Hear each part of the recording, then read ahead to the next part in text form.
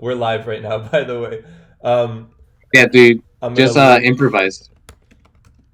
this in Discord. Um, doo, doo, doo. All right, we are live. I'll give people a little bit. You cannot start a stream without playing a Challenge Cup 1v1. So, Yoda, hop on over here. We're going to Challenge Cup 1v1. It's Okay. tradition. It's tradition. You can't start a stream without one. I challenged you. All right, Challenge Cup 1v1.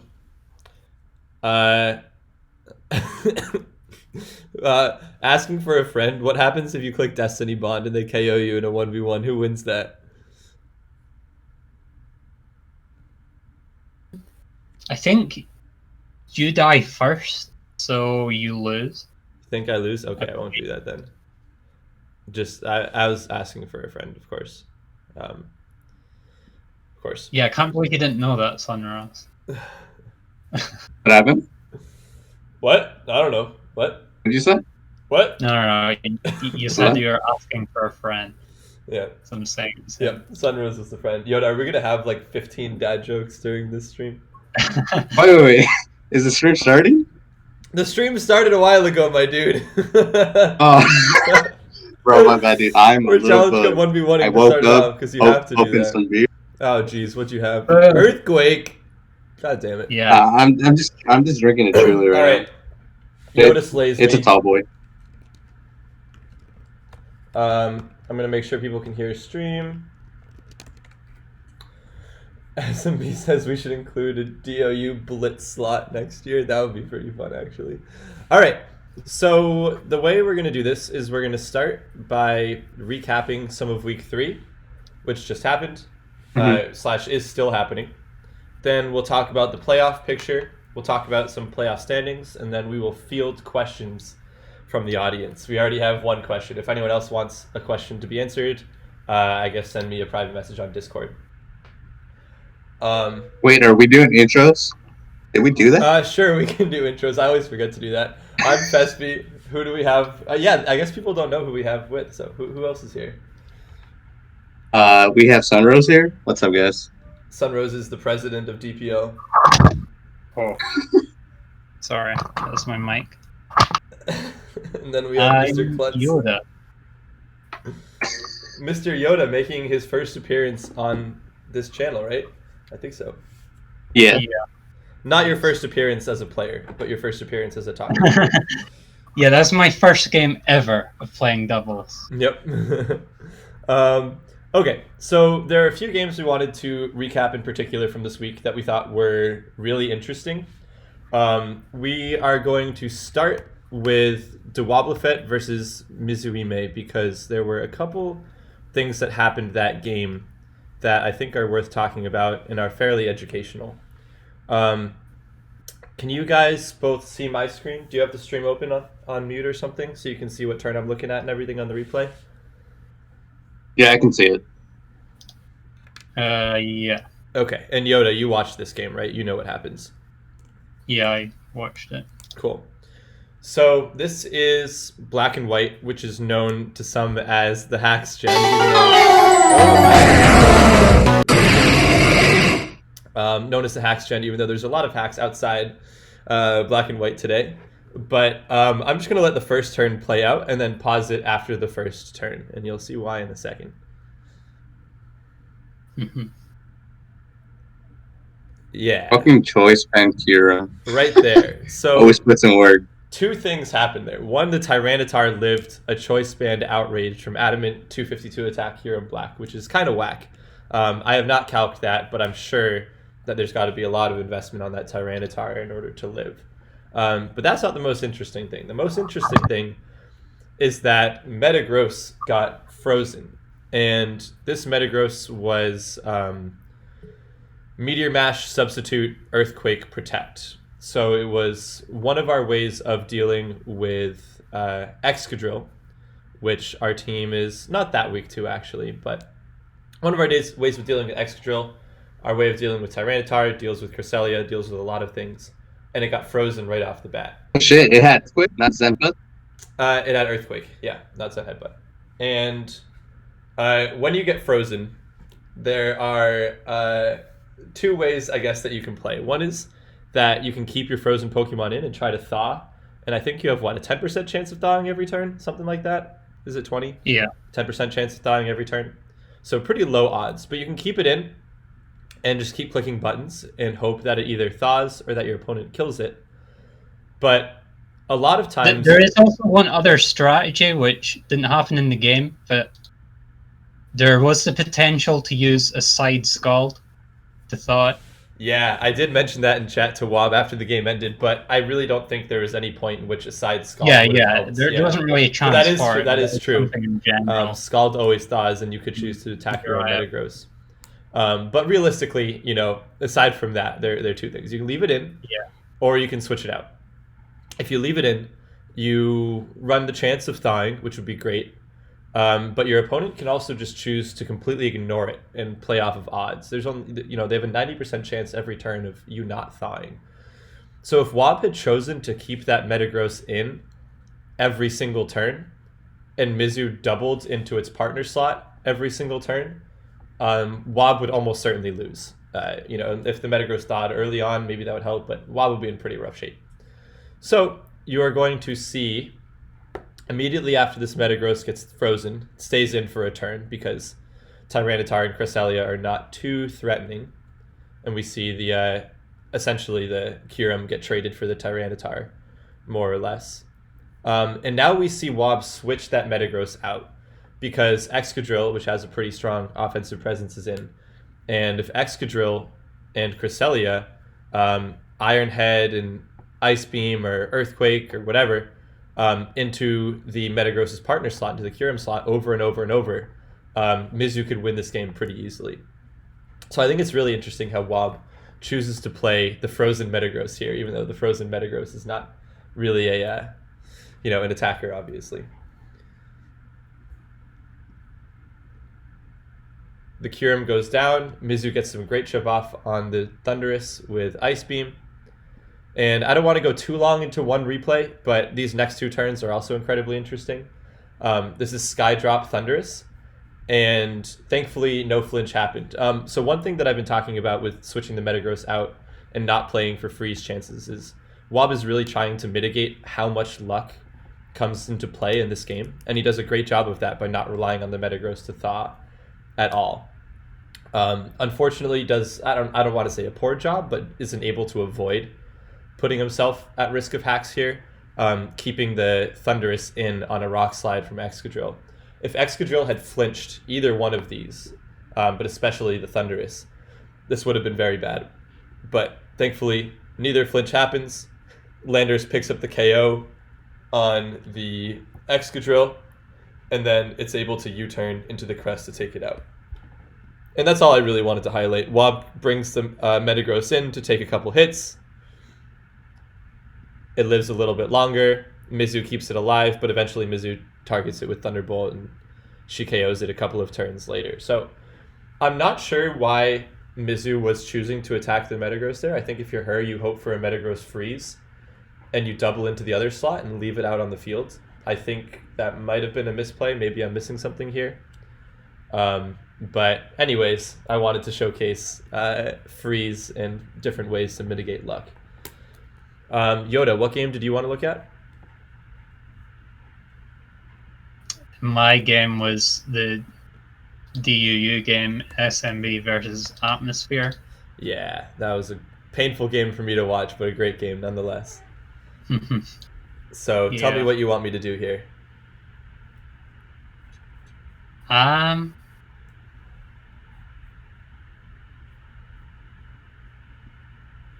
Question. This is how you know this is unscripted.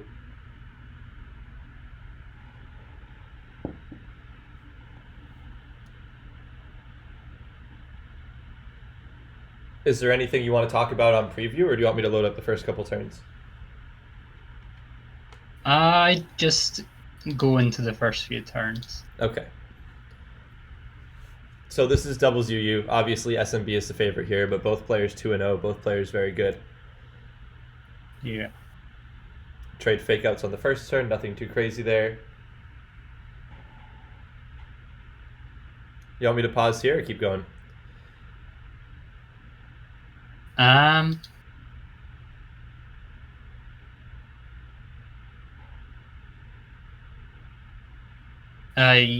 say play until the turn after that.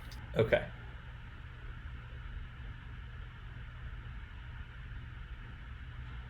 Power Whip miss on the Togekiss. That doesn't really matter for much.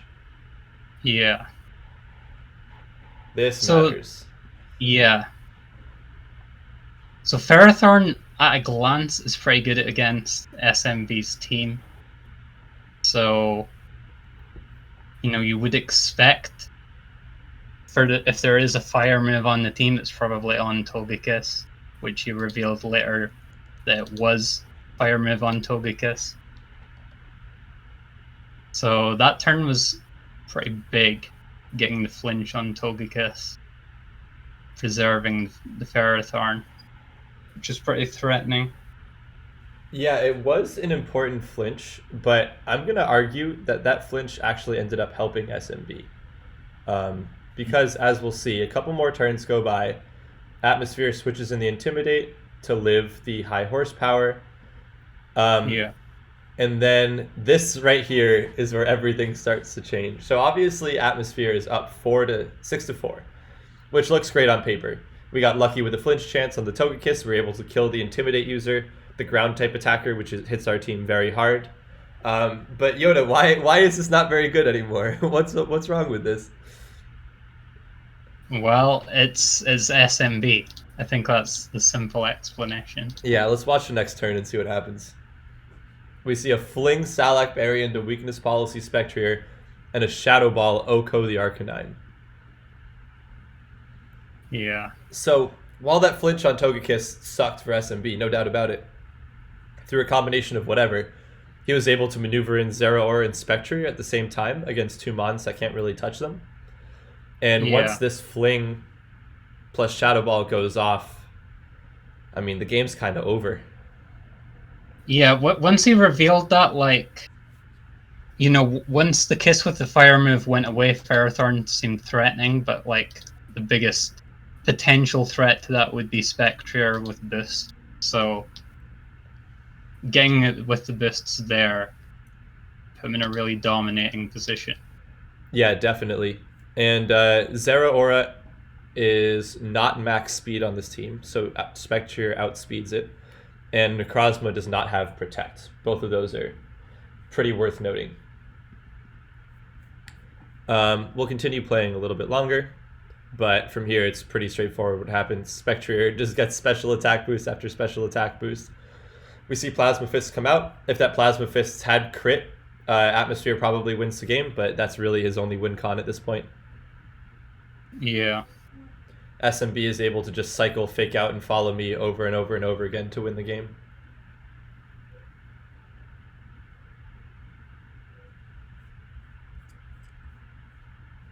So, SMB showing why he is one of the best players in the game easily, turning a 4-6 deficit into an easy 4-0.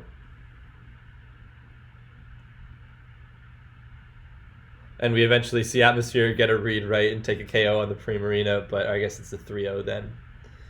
But it's not going to be enough. Alright, so I think the last game we want to highlight, or at least the third game we want to highlight, was the Battle of Two Titans. And by that I mean Yoda2798, some random player, versus, what was it, 28K? They have numbers in their name. Emilio versus Emilio, who I think got drafted for the most points out of any player in DPL and is certainly the best, if not one of the best players in the last few years. I think he won a Sun Moon seasonal without dropping a single game. Is that true? I think it was invitationals, not seasonals. Winning invitationals without dropping a single game. Well, that's just as absurd. That's as ridiculous. So one thing I was saying on the stream, Yoda, which was we see a Yeah, Landorus Incineroar. Oh, sorry. Go ahead. Oh, well, I thought you were about to say about this Soak Fini that you thought it Yeah, might. yeah. So I was saying on stream that both teams have a Landorus, both teams have an Incineroar, both teams have a Fini, both teams have a Grass type, an Electric type, and a Mega, which on paper sounds pretty close to a mirror match, but these two teams really couldn't be more different. Your team relies on a lot of slow pivoting and dancing around the opponent and trying to get in Mega Latias to set up Calm Minds and Roosts and eventually kind of just outlast the opponent, whereas Emilio's team looks a lot more offensive. Mega Metagross puts on a lot more immediate pressure. Superior can put on a lot of immediate pressure with Leaf Storm. Tapu Koko sometimes carries the Z. I really thought on stream and really hoped that Emilio had Scarf Soak Fini to soak things and then Oko with Grass and Electric moves. And I think if he had that, this game would have been completely different. But as you will see, spoiler alerts, he does not. That wasn't something that I actually considered, so if it was that, then I, probably would have been destroyed by it. There was a big potential for you to get your shit rocked if that was, but it was not, and you played it correctly. So another thing You guys hear me? Yeah, what's up, Sunrose? Okay, no, I was gone for like 15 minutes. No, you're here. So another thing that I want to note before we start the replay is that this is not the first time that Yoda and Emilio have played in DPL in Sun and Moon. They played against each other last year, where Yoda was even more of an underdog than he is in this game. Absolute extreme underdog, and was able to beat Emilio. Yoda on the Storms, right? Yeah, Yoda on the Storms. So Yoda is 1-0 against Emilio in DPL Sun and Moon games, and Emilio definitely does not want to go down 0-2. So Yoda, I want you to comment on this game more than I do because I already gave my thoughts on stream. Yeah, I want to hear what you're thinking. My thought process. Yeah, I'll let like 2 turns play out at a time or so. So you see Fake Out onto the Metagross. You get rocks. Yeah, Emilio gets rocks up. And then you Volt Switch the Metagross, bring in Fini. Yeah. Oh, this was a big turn, actually, when the Stomping Tantrum goes... Yeah, you want to talk about that? So, Metagross is obviously a massive threat to the Mega Latias, which, is a big part of the team. So I really wanted to go for the chance to KO it there, possibly. If he Megas, then I can Volt Switch and get Intimidate. Landorus lives. I did calc, and without Megaing, Ice Punch is a 50% roll on Landorus. Okay. Are you offensive later then? You're not bulky? I was kind of hoping that, I would live and then be able to KO it, and then that'd be me in a good spot. You must have been crazy happy, though, when you saw the Stomping Tantrum come into it. Yeah, that's definitely not what I was expecting. So, you weren't really trying to make a read there on the Metagross. This was not a crazy read. This was, I know Metagross is a big threat, and I think I can KO it this turn if it stays in. And if it Megas, I can bring in Incineroar after it Megas, right? Yeah. Yeah, great play. And we see rocks are up on both sides. Emilio is able to get 2 free switches with U-turn and another switch in, but things are definitely looking up for Yoda here, taking away one of Emilio's main sources of offense and one of his main checks to Mega Latias. I'm assuming the Latias is Psychic, Ice Beam, Calm Mind, Roost, right? Well, Psyshock, but yeah. Oh, Psyshock, okay. This team is nothing new, right? You did not build this team for this week? Yeah, this is an old team. This is an old team. Emilio's I haven't seen before. I can't say for sure whether it's new, but it looks like it is. I didn't recognize it. Yeah. Looks pretty new. So you get in Kartana and Incineroar here. Yeah. Leaf Storm. Oh, this was a big turn here coming up next, Yoda. So Superior can run a lot of different things. We know for a fact it's running Leaf Storm. We can bet on it running Protect. And then the last moves can be any one of Sub, Hidden Power, Dragon Pulse, Glare, maybe even Leech Seed if you're getting crazy. Were you fearing HP Fire here?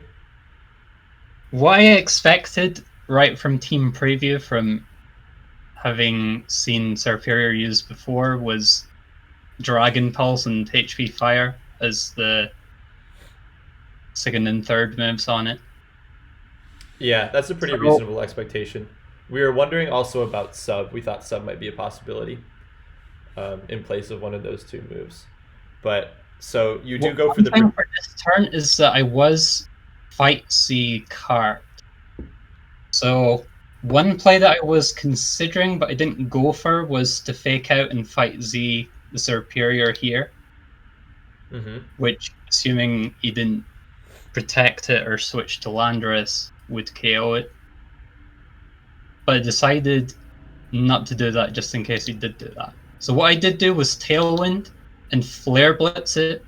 The logic being that, you know, if it is HP Fire and he uses it there, then I at least trade for the Superior, which is a big threat.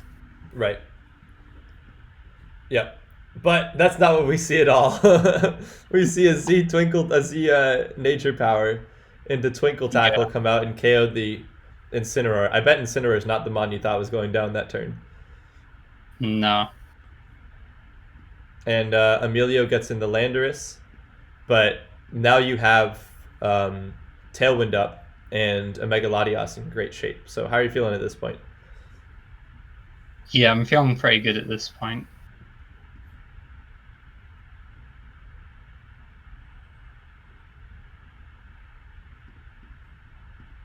And you get a Calm Mind up on the Protect. That was pretty big too. I don't know whether +1 Ice Beam kills the Superior from there or not. That was a really interesting move there. We were talking about on the stream of whether Emilio would keep in his Superior or whether he would switch it out. I was actually in favor of leaving it in. I think Wob was talking I'm pretty about sure switching it it would out. have died. I think it would be quite risky to keep it in there. Okay. I was You think it might die. considering going for risk just in case you just switched to Feeny there. Yep. I ended up deciding to attack just in case he did stay in. Yep. And you go for Ice Beam on the Coco, which reveals that it's Assault Vest. Oh, and yeah. I went Zero Aura so that I could fake out the Incineroar on the next turn there. In case, like, he protected the Superior and went Incin. Yeah. Good move. And then You see Tried Volt to Switch dodge heal Incineroar. And Psyshock is able to pick up the KO on Tapu Koko. Right, I'm back. All right, we're wrapping Yeah, up. dude, my Wi-Fi is recapping so this bad game. right now. Sorry, we're wrapping up recapping Yoda versus Emilio, and then we're gonna hop into going through the standings of all the teams. So in the playoff. And there is one game I actually wanted to see. Oh, we can do that too. We'll do that after this one. Okay. So Cool. you get an Earth Power off onto the Incineroar, and you trade Incineroar for Megalodios. yeah. At this Yeah, point, it seems like if I switch to out, then it's only going to be at like 20%, so it's not going to do anything. So it's just as well to keep it in. Yep. And at this point, you're up 4-3, but it's still anyone's game. You both have a Lando, you both have a Feeny, and then you have a Kartana and a Zero Aura versus Emilio's pretty healthy Superior. So still anyone's game at this point. Yeah, so it's definitely important here that I use Zero Aura to be able to manage the Superior and ideally get Tailwind up, and then it's more manageable. Yep. You protect on the HP Fire, great protect, and you U-turn into Zero Aura, and right at this point, the game tilted pretty heavily in your favor, I think. Feeny gets a Calm Mind up, but you have Zero Aura and Kartana in against it. Oops. Oh no, lost our spot. My bad. We'll get back there. The Incineroar is frozen on. Do you guys see this? I've never seen this before. Have you guys? Hey, what happened? Can you see the stream? Oh, it's gone. I'm watching it. All right, there's a glitched Incineroar on the stream. That's pretty funny. Oh, okay. My bad. I'm still working on week 4. So, you protect on the Hidden Power Fire. You U-turn on the Superior, get in Zero Aura, and now I think you fake out Tailwind, right? Yeah, that was just a safe play. Yep, you fake out, you Tailwind. Feeny Moonblast the cart. Cart takes a lot but doesn't die. and now you have -1 Zera Aura, -1 Cart against Feeney and Lando, but you have Tailwind up. Yeah. You Plasma Fist into Protect. And that turn right there was pretty good for Emilio, too. Calling the, not choosing to attack into the Kartana, protecting on the Feeney, and then you turning out for positioning on the Superior. So Emilio is fighting. You kind of were trading back and forth. One good turn for one of you, another good turn for another one of you. Yeah. Interestingly enough, enough, very low on time. So yeah. Oh, you both reached under 10 thing seconds is- here on this turn. Yeah. What were you thinking at that point? Please don't go out, internet. Please don't go out. Yeah. You Plasma Fist into the Landorus, which was the Tapu Fini. Bring in your own Fini. Yeah, you got down under 5 seconds there, Yoda. That was a little scary. That was very scary. I like the play I made on this turn. Yeah. I hard switched out the Landorus so that I could Volt switch back into it on the Earth Power. Bring back and play it. So you ally switched, basically. I'm kind of confused by that play from Emilio. Why didn't he just leave Storm? Because Tailwind was up, so the obvious thing that I was threatening would be to U-turn. No, I'm talking about turn 13. Turn 13. Turn 13? Why did he switch out? Yeah, that's the... Oh, whoops. That's the turn I think Yoda saw. Oh, okay, it is up. It is up. I'm threatening to KO. Tailwind's up. So he's threatening a KO, a very obvious KO on the Superior. So you go for this hard switch, you go for the Volt switch, and then you basically ally switch the Landorus into the other slot, right? And come in on the Earth Power. Yeah, I called the switch so that I could, not take the Earth Power into something. Yep, you turn out, and you get a pretty free Calm Mind up with Tapu Fini. Yeah. And at this point, Zera Aura and Fini together basically win. And you Plasma Fist the Fini, you Moonblast the Lando. It lives on a very little bit and heals right back up. And then I think next turn you risk a Muddy Water. I was kind of worried when I seen that. Yeah, and now you risk the Muddy Water.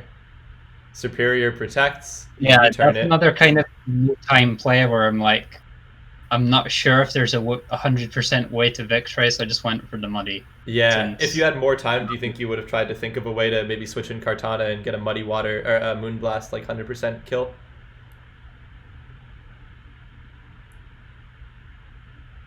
Sorry, what was that? If you had a little bit more time, you're saying you probably would have thought through it a little bit more, try to figure out a way to avoid clicking Muddy Water. Yeah. All right. Well, good question. Are you undefeated versus Emilio, Yoda? I'm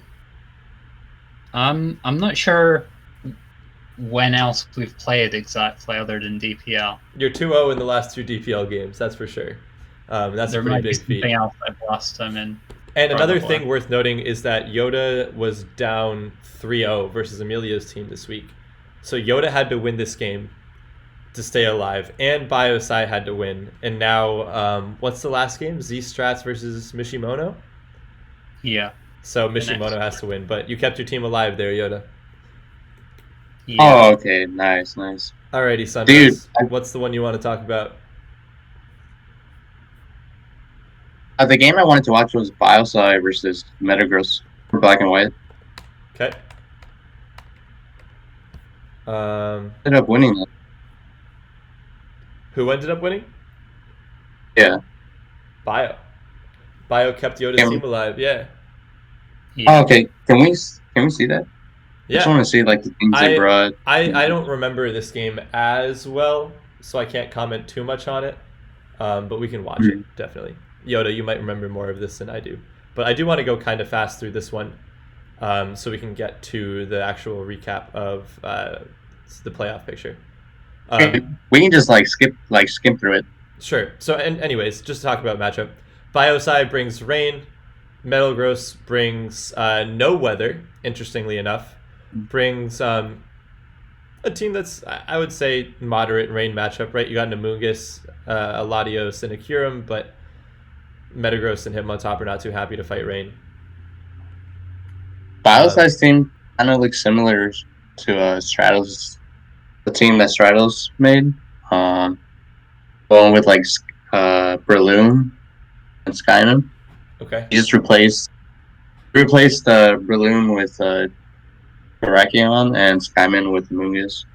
I think it's the similar team composition.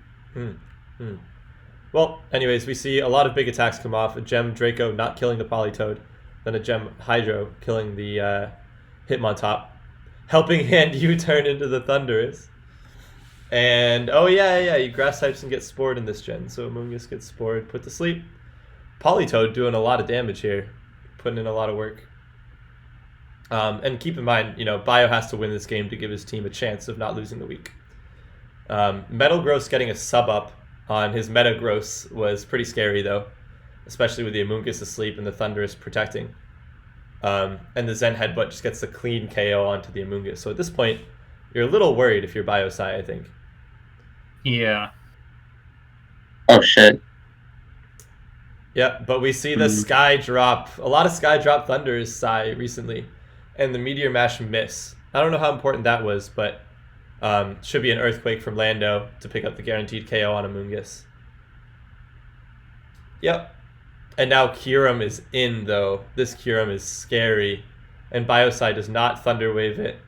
But Sash Landorus also going into the Latios. I don't understand how... Oh, that's how. Hacks. But yeah, Metagross is in great shape here.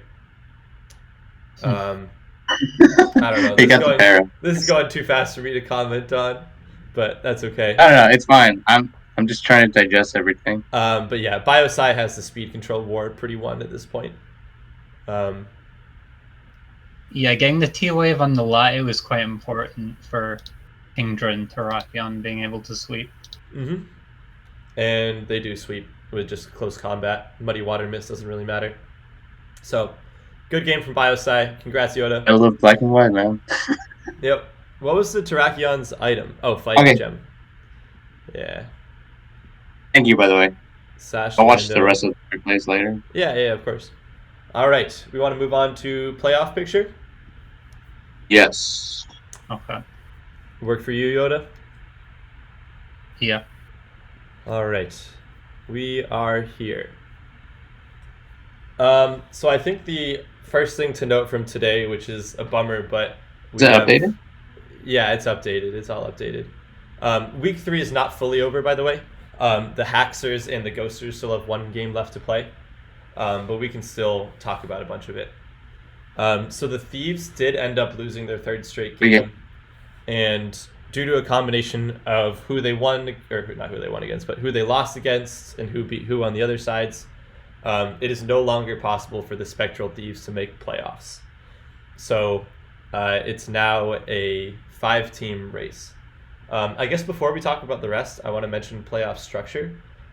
3 of the 6 teams make playoffs. It goes first by points, which is you get 2 points for a win, 1 for a tie, 0 for a loss. If there are 2 teams that are tied in points, it goes to battle differential, I believe, is the first tiebreak, right? Yes. Goes to battle differential, and then from battle differential, I don't know where it goes from there. It doesn't go to head-to-head. It goes to battle differential first.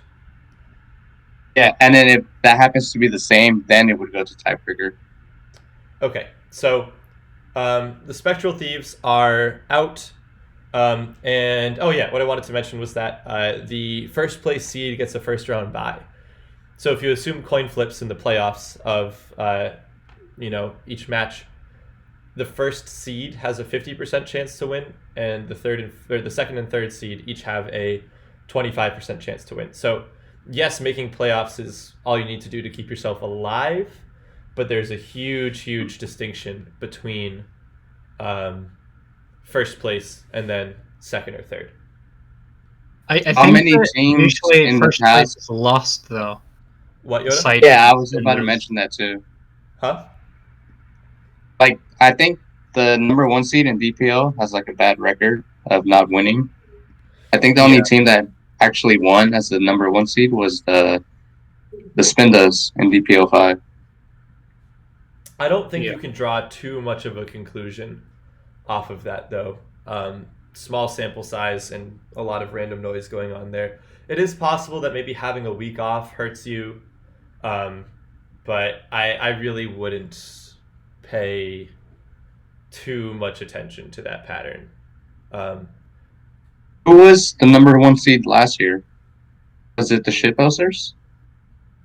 I think so, right? And they lost, right? Yeah, the Ghosters won. Yeah, I think so. I don't know, man. It seems like a recurring theme. Well, if everyone else wants second and third place seed, I'll be happy to take first. How about that? All right. But yeah, anyways. I guess let's go from here. So let's talk about how week 3 could end. The one last game that we have is Z-Strats versus Mishimono and XY.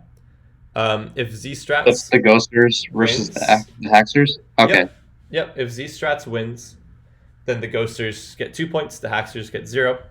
If Mishimono wins, the Haxers and the Ghosters tie and each get 1 point. So the positioning of the Ghosters and Haxers are potentially lower than they should be because of this. The Haxers will end up with 1 or 2 points. The Ghosters will end up with 3 or 4 points at the end of tonight. Okay, so at this point, the Squirtles, they want the Ghosters to tie because the Ghosters win. They'll have 4 points, but they'll be ahead of the Squirtles because they beat them last week. Well, is it head to head? I thought you said it's differential, not head to head. Well, if they get one more win, they'll both... No, it is, but since the Ghosters beat the Squirtles, they would have that. But because the Ghosters beat the Squirtles last week, they have that head-to-head advantage. Well, I'm confused here. I thought head to head doesn't matter. Oh, it does. Why does head to head matter? Because, it's like saying... Alright. It's pretty self-explanatory, isn't it? Like, if they have the same points and they have the same battle differential, so is that the last tiebreak after differential? Yes. The next tiebreak? Yeah. If they beat them sometime during the week, they would get that advantage because they won versus that team. Okay, so first tiebreak is battle differential and second is head-to-head, is what you're saying? Yeah. Okay, got it. That does make sense. So, sorry, can you say your point again about the Squirtles and the Ghosters? Oh, the Squirtles, they won this week. And the Ghosters, if they win against the Haxers, they're going to have 4 points. Right, and they beat the Squirtles. So it's going to be a 3-way tie for... Yeah, but the Ghosters were ahead of the Squirtles because they beat them during last week. Yep. So at this point, I think that... I don't know if... Yoda, do you have any idea if you guys are still in the running for first seed? You're obviously still in the running for playoffs. Do you know if it's possible for you guys to get first? I've not. Okay. Well, either way, there are either 4 or 5 teams. Need to win out week 4 and 5. Yeah, there are either 4 or 5 teams that can still get the first seed. So that is still anyone, and there are exactly 5 teams that can make the playoffs. So this is far, far, far from over.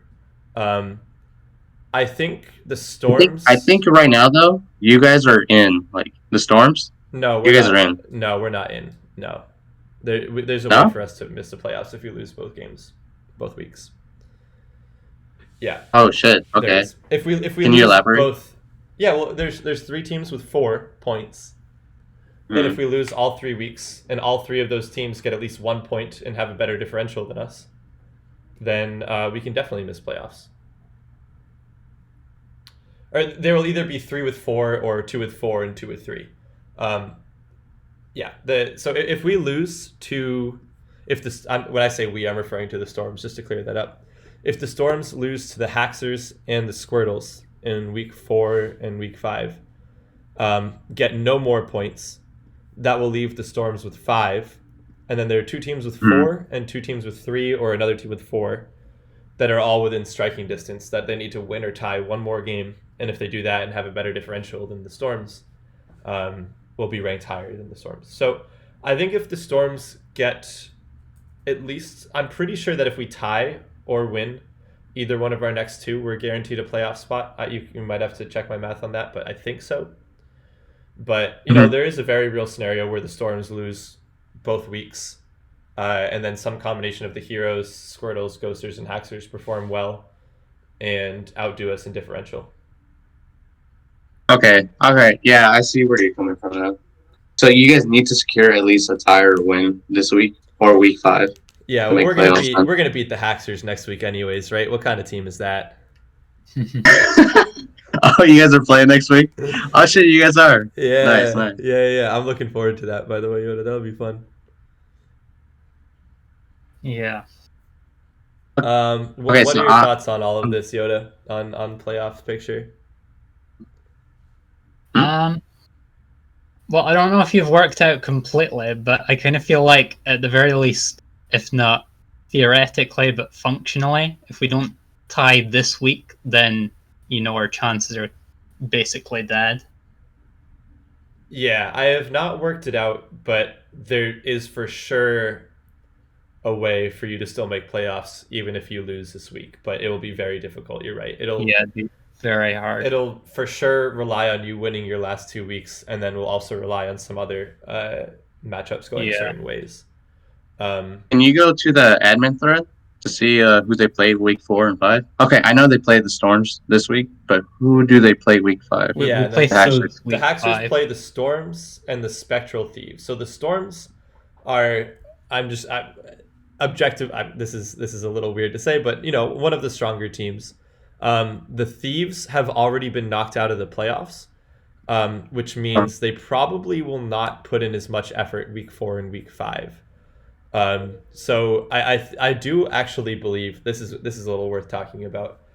The Thieves in their last 2 weeks are playing the Ghosters and the Haxers. I think both the Ghosters and the Haxers are at a little bit of an advantage because of that, because the Thieves are for sure going to be weaker in weeks 4 and 5 than they were in 1 through 3. You know, there's not really as much of a drive to build and to prep when your team is already knocked out, and we'll probably see some of the subs come in and play. I wouldn't be surprised if actually everyone on that team has already played at least one game, but I wouldn't be surprised to see the lineup get mixed up a lot. Maybe people playing in tiers they don't normally play. So it's of course nowhere near an automatic win playing the Thieves in week 4 and week 5, but probably a little bit more than 50% chance. Okay. So the Thieves have potential to like knock out a team from making playoffs, basically, if they want to try. Yeah, it'll be interesting to see how the dynamics play out. That a team that has no stake left in it for themselves can still control the fate of other teams. It'll be interesting to see. What do you guys think though? Are you guys surprised that the Thieves are 0-3? Like, did you guys expect that outcome? Yeah, I guess we could talk about like expectation at the beginning of the season versus reality. Yoda, do you want to start off on that? I feel like I've been talking a lot. Yoda. Oh. I guess the best place to start would probably be the power rankings, what those were. Sure. So where are those power rankings? Where are they? I go to the admin thread. Or no, they're in the meme thread. They're in the meme thread? Yeah. I think it's page 3. Yeah. Is it? Yeah, it's at the top of page 3. Okay.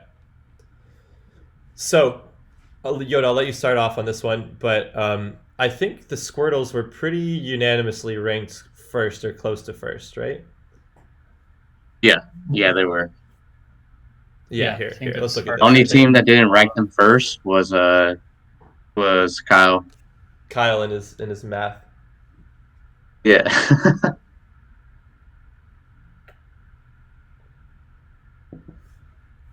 Here, I'll put these up side by side, I think. Just kidding. No, I won't, because it's maximized. Oh, this is tricky. All right.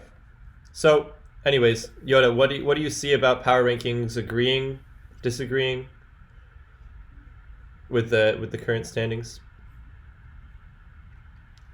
Well, the power rankings, the Squirtles were a clear first, and then after that it was kind of close between all the other teams, all roughly around 3. But obviously the biggest kind of exception is the Storms being 6th in the rankings, but first on the spreadsheet now. Yeah. You're cutting out a little bit, but I think you're still here. So the Squirtles were ranked first on the power rankings, and they are tied for second. So that's pretty accurate. I think people thought before the season started that the Squirtles were a good team. People still now think the Squirtles are a good team. I don't think that's really changed at all. The Spectral Thieves were ranked third. If you look at the rankings, let's see, Thieves were third, second, fourth, and unranked by A-Ray. So yeah, usually around 3. Is there anything we can learn from the Thieves not performing well? Do we think this is kind of just random chance, bad luck, or are there some patterns here that are worth learning from? I can say some stuff about that. Sure. So I'm in all the servers because I'm the host. Mm-hmm. But I think President. the biggest problem with their team is that Quello wasn't getting the support he needed. Like, he kept reusing teams, and then even when he was making new teams, I don't think he was comfortable using them. So that kind of held back the Thieves because Air spent 27K on him. Like, he hasn't gotten a win at all. And that's really hurting them. And then they also don't have like a solid XY starter. I don't know what Air was thinking during the draft, but he doesn't have an XY player on his team. Yeah, I didn't notice that first part. You obviously know Quello better than we do. I think you helped build a lot of his teams in invitationals. So Yeah. that is unfortunate to hear that Quello's not really getting the support that he needs. I agree with you pretty strongly about the XY slot. I think we've seen Gen 1 and Toxogen both play. Are those the only two that have played XY? Yeah. So Gen 1 lost versus JRL week 1. JRL obviously a very good player. Toxogen lost versus Quiznos week 2. Obviously a very good player. And then Gen 1 was able to scrape out a win against Memoric week 3. Arguably some hacks in there, nothing too crazy. But if you look at the XY pool, there is definitely a discrepancy in strength between different teams. JRL, Quiznos, and Memoric are 3 of the strongest players in the game, and they're all in XY. And then who are the other players that have been playing XY? There are also some pretty strong ones, right? Mission. JRL? Oh, wait, who did you say? Yeah, Quiznos, JRL? Quiznos, It's JRL, Mishi for Mishimono. Mishimono. Yeah, Mishimono's also a pretty strong And then, player. and Z-Strats. And Z-Strats, another very strong player. So you obviously can't have a strong player in every slot, but there really isn't a single player on the Spectral Thieves that I would say is, an XY starter. And they're 1 and 2 in that slot, which is honestly not terrible, but I do agree that they're a bit lacking in that department. What else can we learn from this? Anything? What I also think the double UU slot for them is questionable because they started Eternal Snowman week 1, and then he got shitted on by S&B, and then they just put Human, but I think Human was pretty solid in Black and White. Yeah, I think he should have stayed in that spot. I don't like Human in doubles UU. That's not where you want to have them. I agree with you guys on that. I think if anything, Snowman should be Sword and Shield, right? And then he's performed in that tier, but he's not starting or anything. It's kind of weird. Yeah, I think if I were A-Ray, I would start Quello and Snowman in Sword and Shield OU. Probably Bowman and Sun and Moon. I'm not sure who in XY. Probably just Gen 1 or Toxygen again, and then Fran in black and white, like they were this week, I think, or Fran or a human. Like I guess that leaves either like one. Frania can play X and Y too. Like, Oh, that's true. You could put Fran in XY then, and you could put human in black and white, and Yeah. you could put who in UU? Probably yellow paint. like throwing Yellow Paint or Gen 1 in WU. Yeah, I'm pretty sure they don't mind experiments. lineup. I think that's a Yeah. much stronger lineup. So, anyways, A-Ray, if you're listening to this, that's our advice. Throw Quello and Snowman into OU. Bowman, Sun, Moon. Fran maybe in XY, human in black and white, and then you use a toss-up. Okay, who do you want to move on to next to look at? I'm happy to talk all day about the Storms, but I don't want to bore people with that. This is actually really fun to talk about. Yeah. Now that we're actually getting into I'm it. down to go through all of the teams if we want to just do that. Mm-hmm. Yeah. Okay. Let's go. Let's go to the Haxers. Go to the Haxers. Okay. So, there's we'll one just, thing we'll I want just to go talk up about. the line. Yeah, we'll go down the line, but real quick, sort of on topic, sort of off. I want to talk about manager drafts because going into the draft, it was I want to say maybe feared that managers drafting themselves might be too strong. The price was up from 13K to 15K, I think, last year. There was sort of a gentleman's agreement kind of to not draft, and then that didn't really end up happening. And there's, first of all, very obviously a difference in skill between the managers. I will say very outright that I'm one of the weaker players in the manager pool, if not the weakest. Yoda somewhere in the middle, maybe probably one of the stronger players in the manager pool. So Yoda chose to draft himself. I chose not to draft myself. I'll talk about. Wait. Who drafted themselves? It was just Yoda and Memo, right? Yeah, Yoda and Memo. So I'll talk about my decision to not draft myself when I talk about the Storms. But Yoda, when you talk about the Haxers, I would love to hear more about your draft plan and also your decision to draft yourself and how you think that's played out. Well, the decision to draft myself depended on two main factors, which is how much do I value myself and do I want to play or not play. And I leaned towards wanting to play, but I also felt like I was at least a fair value. So I thought buying myself would be a good decision from the team's point of view. So I went for that. Were you pretty confident going in that you'd slot yourself into Sun and Moon, or was that a toss-up still? I hadn't really decided which slot I would go in. I kind of just planned that I could kind of go anywhere to some extent and just kind of see who I got and then fit in people who might only play one or two tiers and then just fill it out from there and see where I end up. Yeah. From what I know, you're probably strongest at Sword and Shield and Sun and Moon, right? Or at least that's where you've had the most success. Yeah, those were the two main ones. But that's 50% of your team right there between those three. Looking at your draft, at least from my perspective, you drafted a lot of players that are good at a lot of tiers. I don't think you really drafted almost any player that is locked into one particular slot here, right? There are a lot of people that can play a lot of different things. They're all versatile. There wasn't really an intentional thing. My plan with the draft, I was pretty conservative with my money, probably a bit more than I should have been. You were very conservative, yeah. Yeah, so then I ended up with a lot of money while nobody else had any. So I kind of just took who was left at that point. So it wasn't really a decision by that point,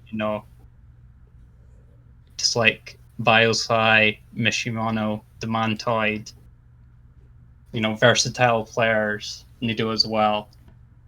Those were just the people who happened to be left when I had all the money, so it wasn't intentional to get a versatile draft, but that's what I ended up with. Yeah, it's also interesting that I think so. Your most expensive player was 15K. I think that was pretty by far the lowest, most expensive player on a team, right? if we see 24-5, we see 28, we see 27, we see I guess the Squirtles had 2 at 17, and then the Storms had a 23. So you were definitely on the more even distribution, less skewed side. Yeah. In retrospect, I do kind of regret not getting someone that was like 15 to 20k, like Shrop. Who would you have gone for if you had that money? What was that? Sorry. Who would you have spent that much money on if you had the chance to go back? Well, because a couple players did go over 15k, like Shrop, Spurific. Like Shrop, Spurific, Z-Strat, Para, just someone like that. Not really someone in particular necessarily, just like I feel like having a strong player like that on my team would have helped quite a lot rather than being quite flat. Mm-hmm. I've been okay, so we're 3 weeks in, and like I think the biggest thing that is hurting your team is Dementoid. Just like he's not getting any wins, and also Yo Buddy choking last week, and Eisenhurst choking too this week. You guys aren't getting the wins you guys need, and it's really hurting your team. The Eisenhurst one was hard to watch, I have to say. I did not enjoy watching that, at least at the last turn. Yeah, that shit was rough. But on the other side, Yoda pulled out a win versus Tenzai and a win versus Emilio, who are, 2 very strong players. And Biosize 3-0 against probably the 3 weaker players in black and white, but still 3-0 is 3-0. So who do you play? Metagross, Mizu, and who else? Amaranth. Oh, okay. I'm stupid. It's right there. Yeah, it's right on the screen. Every single player on your team, this is true of everyone, but every single player is still capable of winning. I believe in you, Yoda. You got this. I want to see you in playoffs. Yeah, dude. If you guys win, if Mishi beats Z-Strats this week, then you tie. It's gonna get spicy. Yeah. All right. Anything else you want to say, Yoda, before we move on? I don't think so. How many players do you have? You have 10, right? Is that the most amount of players? Yeah, 10. I think that is the most. I think it's the most, but that kind of goes along with saving your money up for later, right? You're more likely to get more people. Yeah, that's more of a consequence of that rather than an intended plan. Okay, let's move on to the heroes, captained by Intensity. First obvious thing to mention, SMB 3-0. Is anyone surprised? Absolutely not. He's farming the WU field. He is. So SMB is an extremely good player in all tiers, but probably known more for Sun and Moon and Sword and Shield than for all others. And he signed up for the draft and said, "I'm only playing UU," which kind of made a big splash. And it was a bit of a it was a tough call whether to go for him or not, because he's going to go for at least 20k, and he's extremely good, but UU is pretty underdeveloped, and a lot of times underdeveloped means higher variance, so it can be a little risky investing a lot in that. But okay, wait. I have to interrupt you real quick. I know that's a lot of investment, but bro, SMB is so good in every tier. Just having that support from him. Yeah, I fucking amazing. Honestly think 22.5 for SMB was a steal. I don't know how he went for that cheap. I actually really think that SMB should have gone for more than JRL, even though JRL is also very, very good. But SMB I don't think is anybody SMB. can disagree with that. Yeah, SMB is SMB. There's I don't really think there's an explanation needed there. You saw a replay of him just now playing against Atmosphere, where he gets flinched on one of his only ways of killing a Ferrothorn, goes down 6-4, and then sweeps immediately. So SMB is one. It's pretty common to see players that are, or not common, but there are a lot of players that are really, really good at playing. It's pretty rare for a player to be dominant at playing and building. That's almost never the case, that someone is the best builder around and the best player. And that's true for SMB. SMB builds all of his own teams, and they are all incredible. I only have good things to say about him. Yeah, dude. I've never beaten him in a fucking set or a tour game. It pisses me off because I've always been so close. I can't close it. It's fucking annoying. I mean, he's good. I think a lot of people have that same problem as you. The interesting things to note about this team, though, the really interesting things to note, Tony Flygon and Yuichi, 3K picks that are both 2-0. That is incredible. True. Yeah.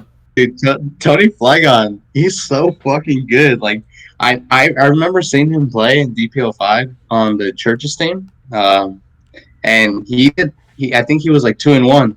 But like seeing him come back from like those bad early games and just finishing the game, dude, this guy is so fun to watch live. Yeah, he's fun if you're not facing him and you lose. But aside from that, he's fun. No, I agree. Tony's a good player. It is, people shit on a lot of the times people in the doubles community that draft players in the singles community. But I really do enjoy having a few OU players or whatever singles tier around for doubles definitely. and watching how they play differently. Because I think in this game, at least, when Tony played against Z, Tony had a Volcarona that was really good against Z's whole team. And usually if you're a doubles player, you'll leave that Volcarona in the back and try to go for an end game with it. But Tony just let off straight away and used it as a breaker. And won, which is, definitely a different play style than we're used to seeing. And I think that's really fun to watch. I know okay, never mind. I was gonna say if we can go back to their game, because like there was a turn that Z went for like another Dragon Dance that I didn't think was the right play. Yes. Yep, I know exactly what we're talking about. But yeah, I think we're past the plays right now. But yes, I know. All right, cool. If you look at the top of this team, though, the Heroes are 3-0, 2-0, 2-0, and 2-1. That's a very strong, very, very strong top four. They're 2 weeks they've been one game off from getting a win, and they end up tying. Yoda, you and I have both played the Heroes now at this point. Both of us tied them. So if there's any measure of talent, we are even there. The problem, I guess, with the Heroes, as with everybody, is the bottom here. Mizu is 0-3 in Black and White, and Voltix and Tenzai are not doing very good in Sword and Shield / Sun and Moon OU. Yeah. To be honest, what I really like about this team is that I don't know what Intensity was thinking when he was drafting, but just having like a solid group of friends together in a team tour environment with it is fucking so good, dude. Okay, I can't even say words right now because I'm kind of buzzed. But are you talking about the Spanish Armada here? Yeah, dude. Like he literally drafted all the homies together, and that's working SMB out in his favor. And JRL and Tenzai, is that it? Well, no, it's JRL, Tenzai, and Voltix. I know Tenzai and okay. Voltix aren't doing that good, but like just having them together in a team, yeah, it works out for them. Team chemistry. And you have SMB. It's like, definitely. What the fuck? Yeah, and they're all in the same time zone too, and that's what they can literally talk whenever. That's hilarious. Wow. Yeah, I mean, whenever they wake up and shit. Good draft plan by Intensity. Looking at this team now, I think the Heroes are in very good shape moving forward. I think this is a team I'm scared of. Obviously, it's the first team we've played that we have not beat. Yuichi and Tony Flygon, I have to admit, I was not very optimistic about each of them going into the season. And they're both 2-0. Yeah. So obviously I was wrong on that, and I'm happy to admit that I was wrong. I always love seeing 3K players doing well. That's my absolute favorite. So props to them. We'll just have to see if Mizu and Voltix can start pulling their weight. All right. All right. Do you have anything else to say, Yoda? No, I think you said everything. All right. Okay. Ghosters. All right. Take it away, Sunrose. Well, I am pretty biased for this team because Alan was my manager on this team. So I'm hoping they do well. Why are you? But What did you say? Why are you biased? I didn't catch that last part. oh, because Kyle was my manager last year. Oh, you were on this team last year. I was on the team. Ooh. Yeah, dude, that team was fucking broken. He had Israel, It was. Forbes, the Wog, like Jesus Christ. Okay, but this team, let me see. I think they're pretty solid. I mean, I don't know. Okay, Jesus Christ. Doing I all don't right know how there, to pronounce his name. Sunrose. Doing all right. Oravlator. Yep. He really should have won against Shadow Monster. I think you know that too. Mm-hmm. I do know that. So Shadow pulled a win out of his that should have been the first at 2 least a weeks. tie week 1, and then week 2. And in week 2, they did pretty good against Squirtles. So I'm happy for that. But then this week, dude, I don't know, man. I was saying this yesterday, but Zai should have lost to Eisenhurst. Oh, absolutely. So Zai, I don't know why that's he didn't something I ice want to mention about the Ghosters. That's really grinding my gears, and I think grinding other people's gears. Is that Zai? Mhm. Nothing against him. Absolutely nothing against Zai at all. I do not think Zai. Both of the games that I watched him play, I think his opponents, if they made slightly different plays, would have smacked him. Would have completely smacked him, and he kind of had 100% win con, at least in versus Para, didn't take it, and then got bailed on an Eisenhurst choke. So we do see some of the weaker players in the team, or at least weaker in draft price, carrying the team. And Zai 2-0, Grandma's Cooking 2-1, and Actuarially 2-1. I'm not sold on Zai yet, though. I'm really not. I think Grandma's Cooking is strong. I think Actuarially / The Bandit is strong. Z-Strats and Emilio are obviously both amazing players. I would be surprised if Zai keeps up this winning streak. Yeah, I agree. Those 4 players that you mentioned, Gma, Bandit, Z-Strats, and Forbes, they can all get wins every week. So that's basically 4 wins for It's not the quite team. basically 4 wins every week, but yeah, they're good. They're all good. I don't know. I think they can get 4 wins every week. That's how good I think those players are. I mean, Emilio is 1-2. Z-Strats is 1-1. Yeah. They all All right, lost, okay. my dude. Well, Yoda has Emilio's proved. lost week 1 was an XY though, which I think was kind of a mistake. That lineup. We can talk about that more for the Storms, but I agree very wholeheartedly, Yoda. I agree. Yeah, changing their lineup for going into week 2 definitely made a big improvement. This is another team that I really don't like their XY slot. I really want Z-Strats and Sword and Shields, honestly. He's been pretty dominant there, but I guess he's holding his own in X and Y. It's weird because like when he played against Memo last week, he literally got counter teamed. As soon as that Gastro died from the energy ball, it was over. Yeah. Oravlator was the SMB killer, right? A VGC player knocking out SMB in round 1 of seasonal in a 2-0 set. Yeah, I remember that. But I remember that. 0-1 and then not being slotted in week 2 or 3, interestingly enough. But yeah, I mean, the Ghosters are... Their lineup is solid, though. What? I think their lineup is solid, to be honest. I think the only thing that is questionable is the sword and shield slot. Yeah, this is a weird opinion since Oravlator is 0-1 and Zai is 2-0, but I think you slot in Oravlator. I really think that they have a better chance of winning. But hey, Zai's gotten them 2 wins, so who am I to talk? Yoda, what's your thoughts? I was thinking that as well going into this week, that they might have put Oravlatar back in. So yeah, I think, the SS slot for them, there's some potential to switch it up potentially. Yep. And we're seeing that Emilio is human. To be fair to Emilio, I mean, look at the 3 players that he had to face.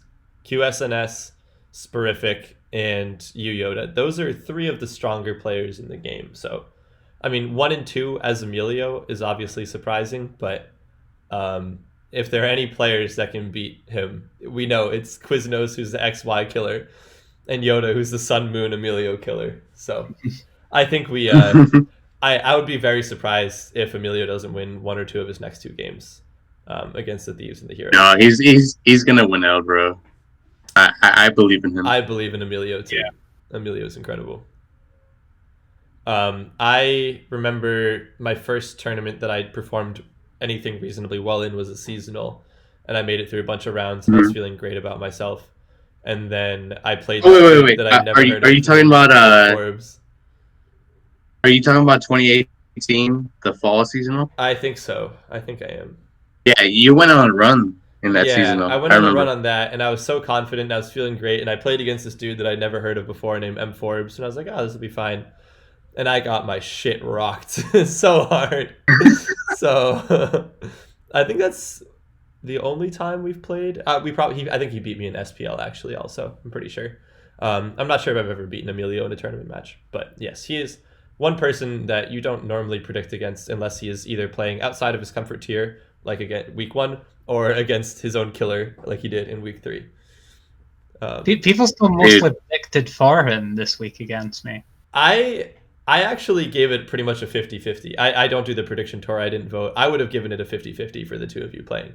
I don't know if I would have put you as a favorite, but I wouldn't have put Emilio as a favorite either, I don't think. Yoda, you've gotten only stronger over the last couple of years, and Emilio has played less doubles OU. So, I mean, if you look at the amount of doubles OU that you've played in the last year compared to him, I mean, you just have so much less rust and so much more lookup tables in your head, I guess, you're a lot more current, a lot more current than he is. And that matters. It does matter. All right. Do not disturb this boy. Okay, are we good with the ghosters? Yeah, we're good. Okay. But anyways, Yoda, I love watching you play Emilio. That's just so much fun. Okay. Yeah, that's always a hype matchup. The Spectral Thieves we've talked about already. I don't know how Yoda does it, but he gets it done. Yeah, he does. They need to. The Thieves need to switch up their lineup. Hey Ray, if you're listening to this, please change up your order. Put maybe Snowman and Sword and Shield, and that will free up Fran and Human to go into some better tiers.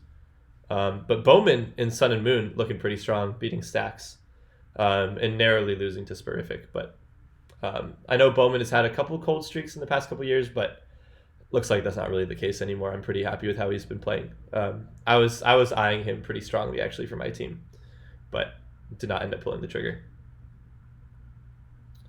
Squirtles. This was the team that was the favorite going into the season, and we see everyone is either 2-1 or 1-2. That's kind of funny.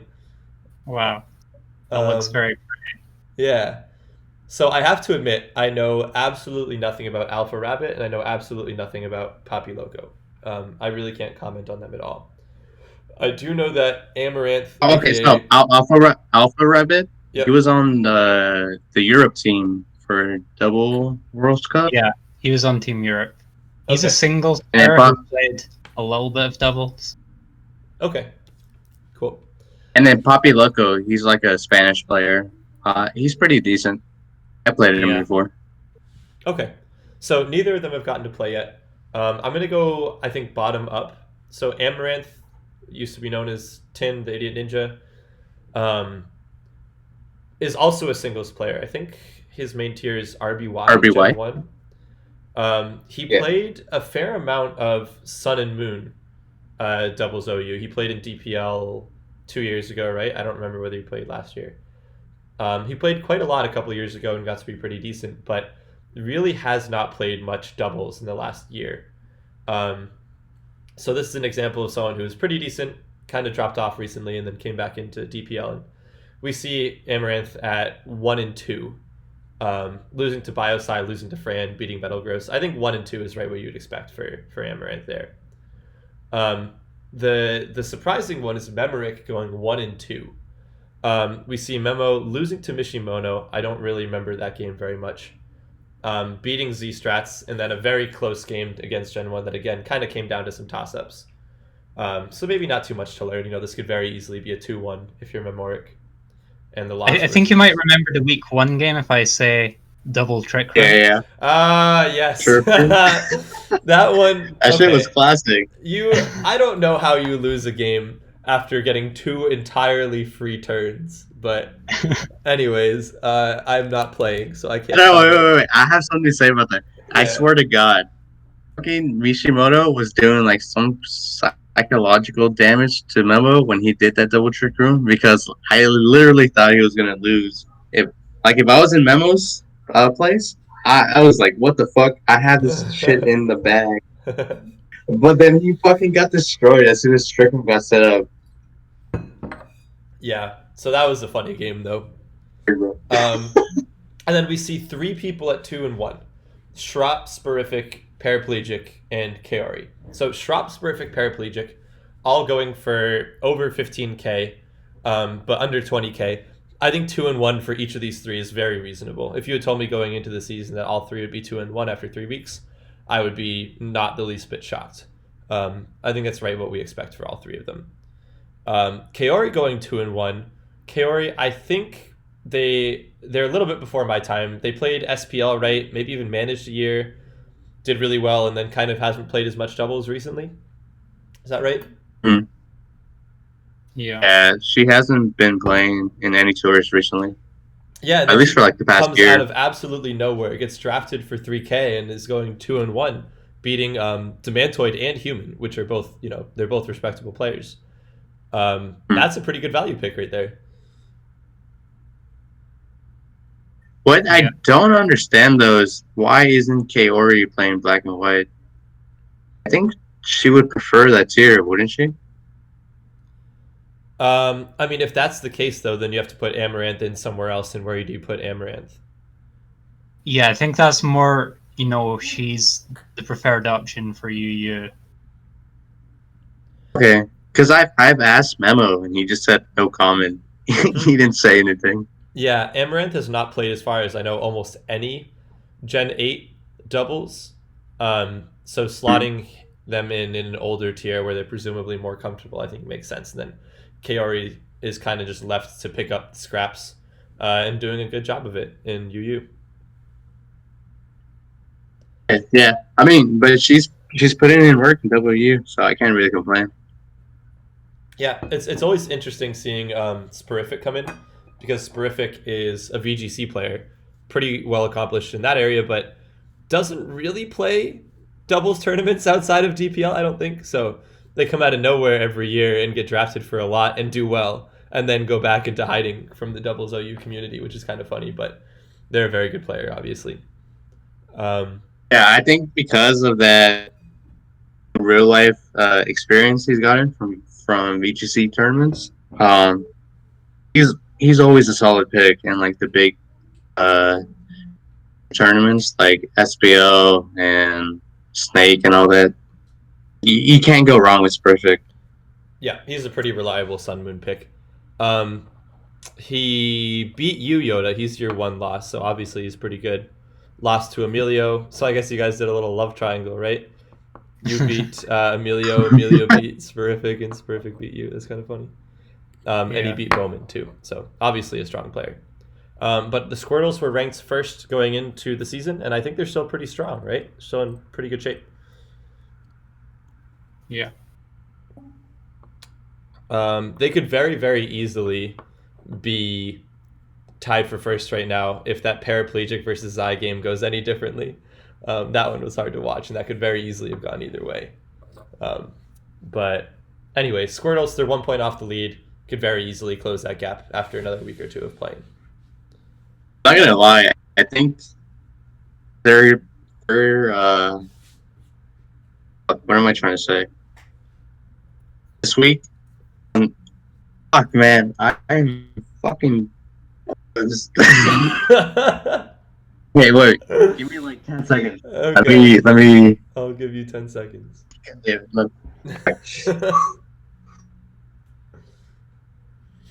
Alright, okay. So what I was trying to say is that I think they're set versus the Hoenn Heroes this week.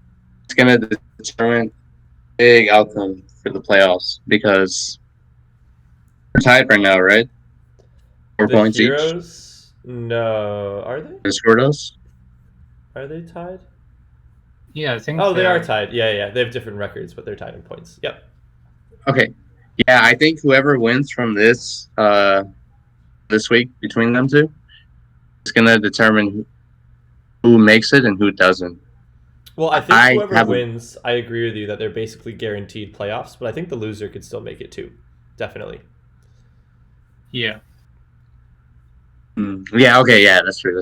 Yeah, if either team goes 1-1 in the last 2 games, then I think they have not quite guaranteed, but almost guaranteed themselves a spot in the playoffs if they're able to secure 2 more points.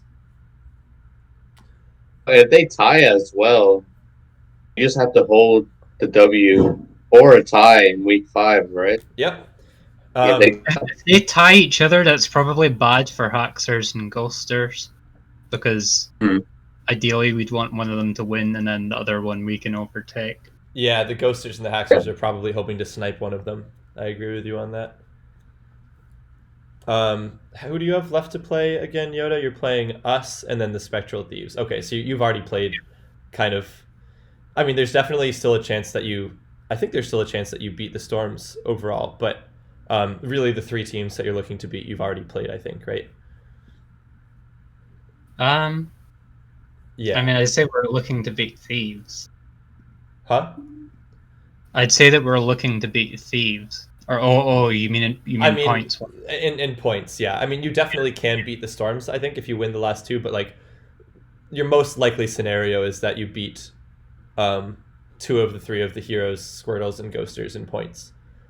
To make playoffs, and you've already played all 3 of those teams, so you've got to do what you can against the Thieves and the Storms and hope that things play out well everywhere else.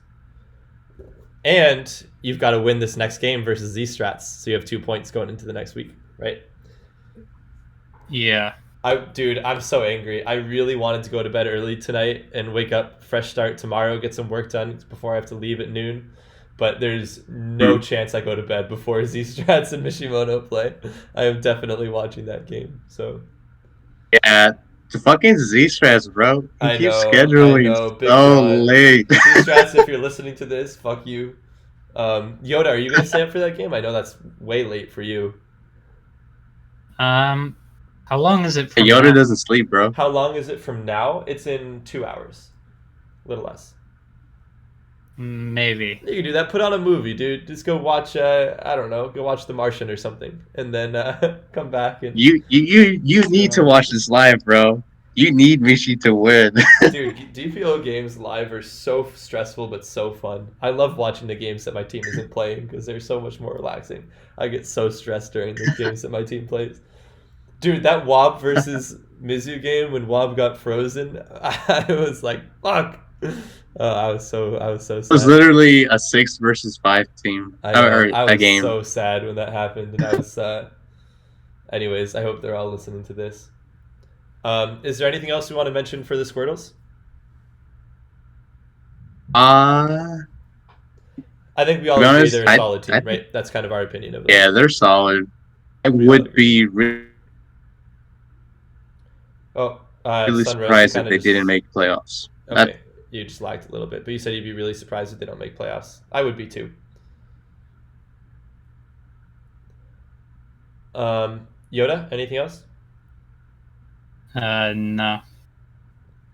Okay. Let's move on to everybody's favorite team, the Santaloon Storms. So I'm curious to hear your guys' thoughts first, and then I can talk, or I don't know how you want to do this. I definitely have a lot to say, but I'd like to hear other people's opinions before I go ramble. Okay, you can go first, Yoda. Okay. Well, like we mentioned earlier, the Storms were ranked last in the power rankings. Myself included did that.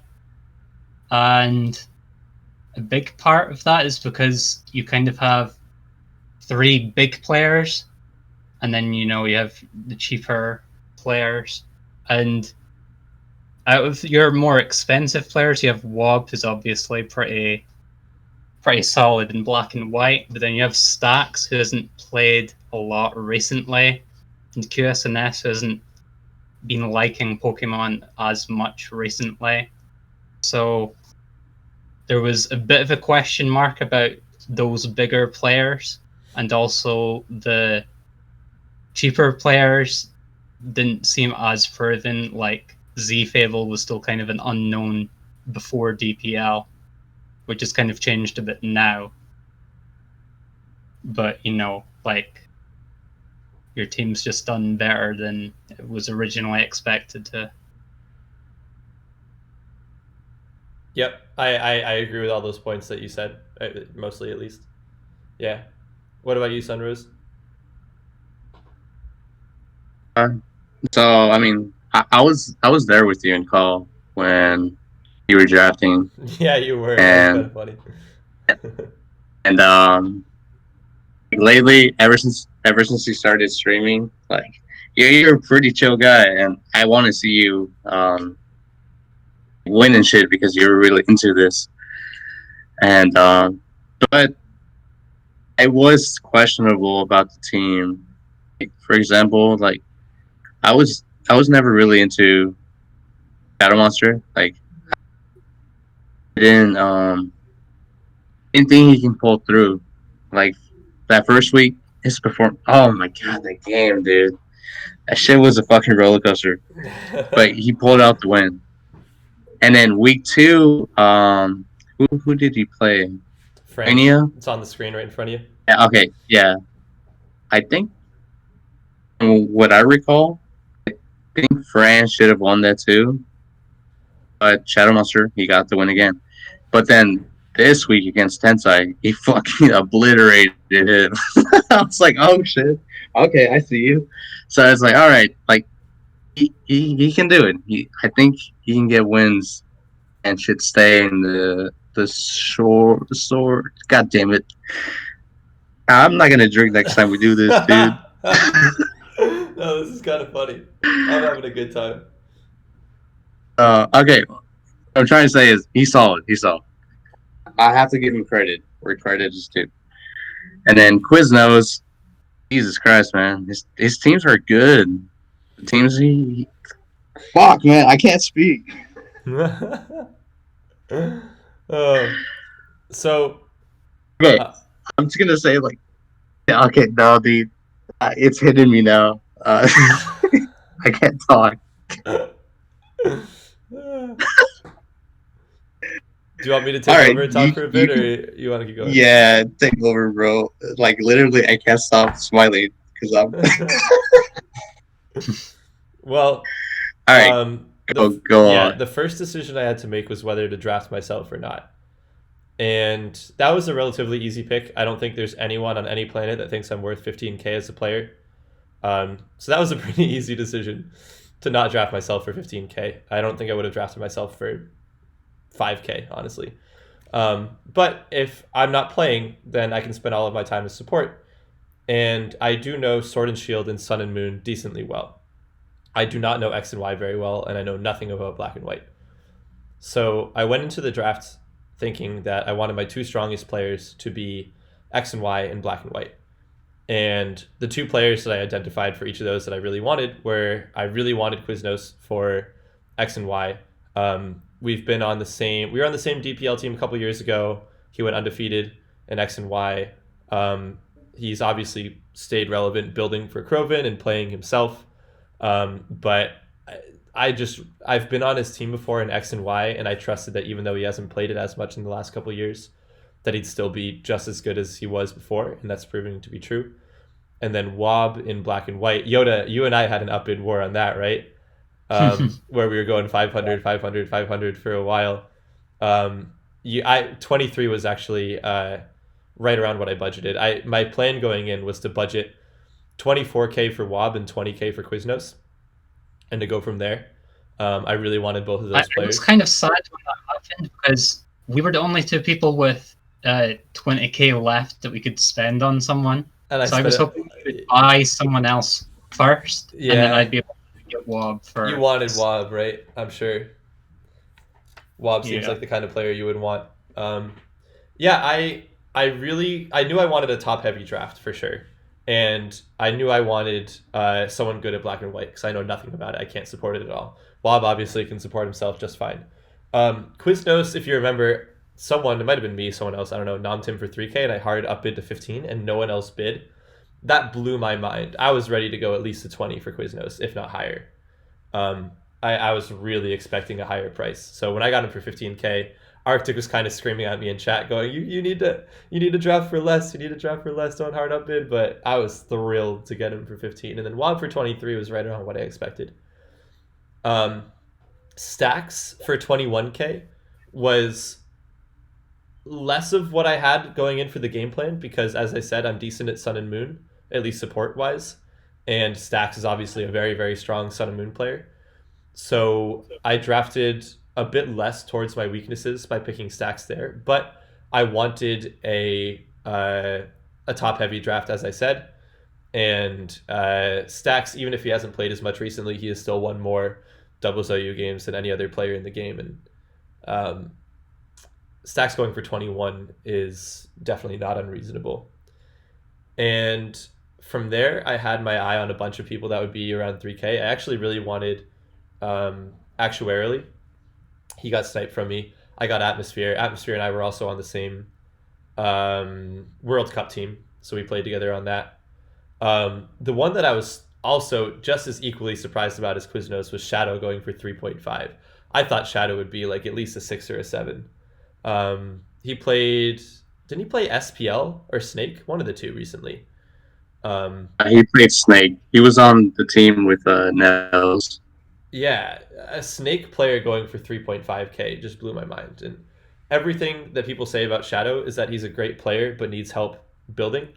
And I didn't draft myself, so I have all the time in the world to help build.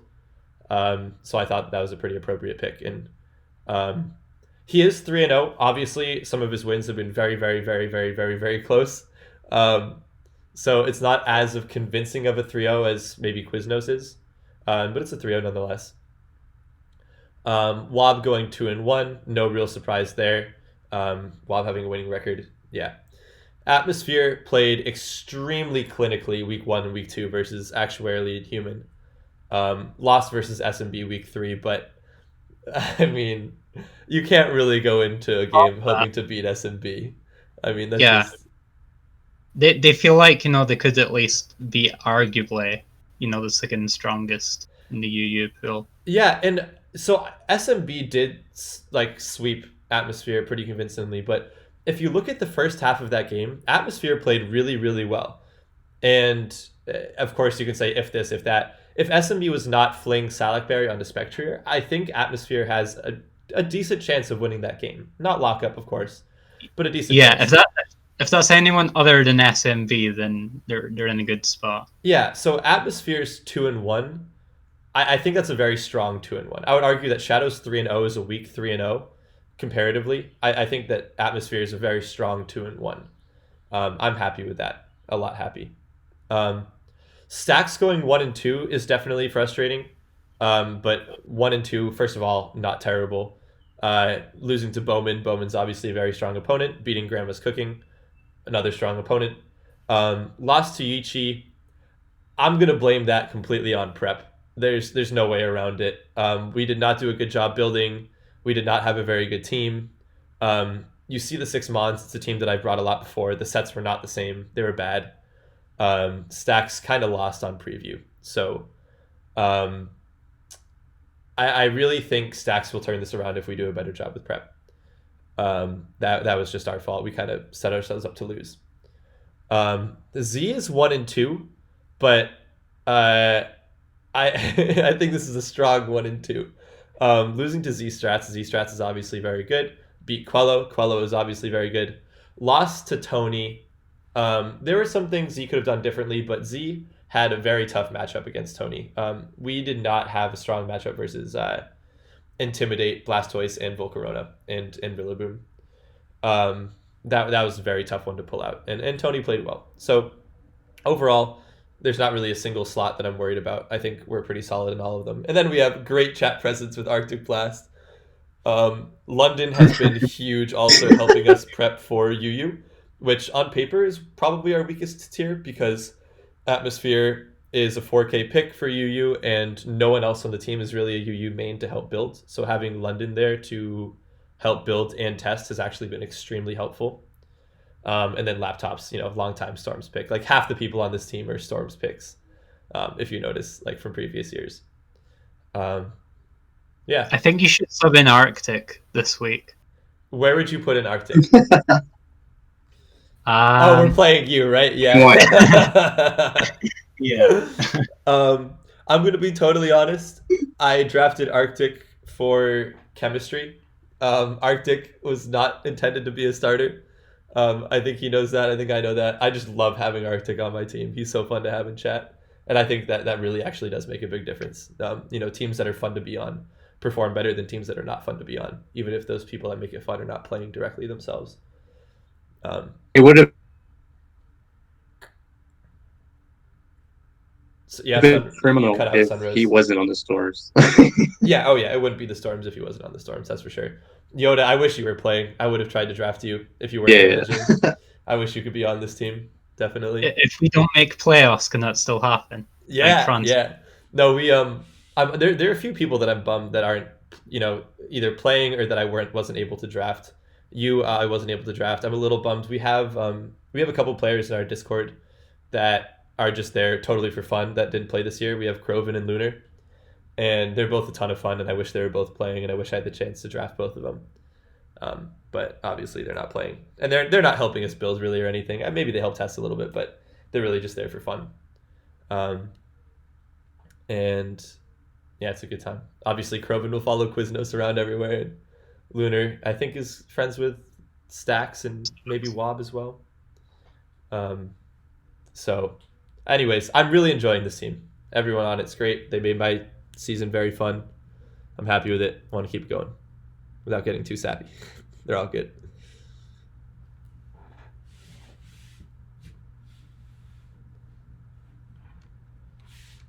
All right. Any more thoughts on any of the teams, or do you want to move on to fielding questions? I think we're pretty good on teams. I think we've said everything. Okay. So we only have one question so far. If anyone has any other questions, as I said, feel free to DM me. But the one question coming in from random caller Paraplegic wants to hear us talk about a recent trend that's been going on, which is Dragon Dance Kyurem Black. Dragon Dance Kyurem Black was really not used ever much in competitive play before a couple of weeks ago. There's just so much Intimidate in the tier. Kyurem really wants a ground move, and it can't really have a ground move if it's Dragon Dance. It wants Substitute also. It wants Sub, Dragon Dance, and Protect, and 3 attacks. It doesn't have 4 move slot syndrome. It has 6 move slot syndrome. It needs a lot more. And it has trouble fitting that all onto a Dragon Dance set. Taking up 1 slot for Dragon Dance is very valuable. And there are also a lot of items that it likes to have, it likes to have Assault Vest or leftovers that it can't really have on Dragon Dance. I guess it can have leftovers on Dragon Dance. But anyways, it's popped up recently, going 3-1 in the last week, 2 weeks. Last 2 weeks, I think, 3-1. We've seen it used with Coaching Zeraora. We've seen it used with Redirection, obviously Fake Out. What do you guys think? Do you think that 3-1 Kyurem Black Dragon Dance is a pattern? Do you think it's random noise and it's just a small sample size? Paris corrected me, 3-1 throughout DPL. I guess not 3-1 throughout the last couple weeks, but whatever. It's 3-1. It's doing well. What do you guys think? Is this here to stay, or is this a fluke? I think it's an interesting call in the meta right now, because what's it called when it's Ice Beam and T-Bolt together? Ice Bolt or Bolt beam. yeah, Bolt Beam. It has a lot of coverage versus the Mons in the meta right now, and I think a part of it that makes it successful is that support that it's getting. Like for example, that team that Shrop run. Jesus Christ! Like if you don't have a way to deal with the Mungus, the Kirim is just gonna set up Dragon Dance all day and just take out everything on the team. Yeah, in the I one think game. safety goggles is gonna start coming back because Mungus is a problem. Interesting. It might. The one game also notably that Dragon Dance Kyurem lost was today. That was Zfable's game. Z lost to a close combat Scrafty, and the Kyurem had set up. It was I think +1 attack, +3 speed.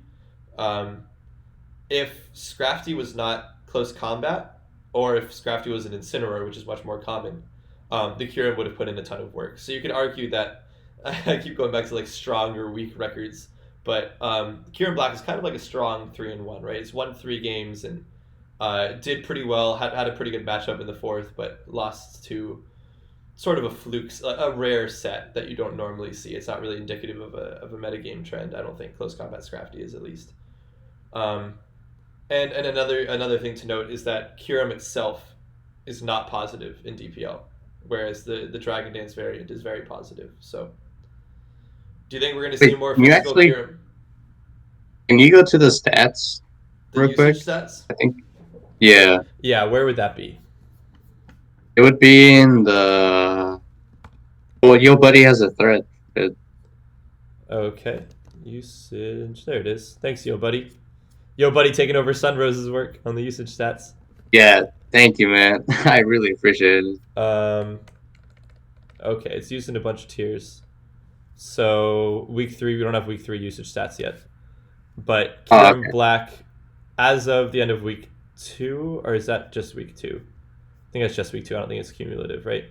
So it was 1 in 4 in week 2, and week 1 it was that looks like 2 in 5. I want to say. Yeah, 2 and 5. So it is pretty strongly negative as a whole, Kyurem Black. And the Dragon Dance set is pretty positive.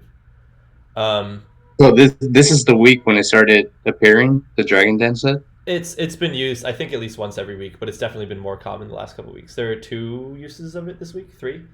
I think 3 this week. Not really sure, but somewhere around there. But yeah, anyways, Kyurem Black, pretty negative. Rocks are really common right now. Kyurem does not like rocks because it really doesn't want to run heavy duty boots. There are a lot of other items that it would rather run, like like a Life Orb or Earth Power, Life Orb or Assault Vest or Leftovers. It would really rather run all of those than boots. And Urshifu is pretty rough. Urshifu outspeeds it and gets a guaranteed kill on it with close combat, almost guaranteed. Assuming no intimidate. So yeah, Kyurem does have trouble against a lot of things that are common in the meta right now. But Dragon Dance Kyurem, of course, outspeeds Urshifu after a Dragon Dance and can KO it back. Dragon Dance Kyurem does not really want to pivot in and out, meaning it's a little bit less weak to rocks. It can beat Feeny.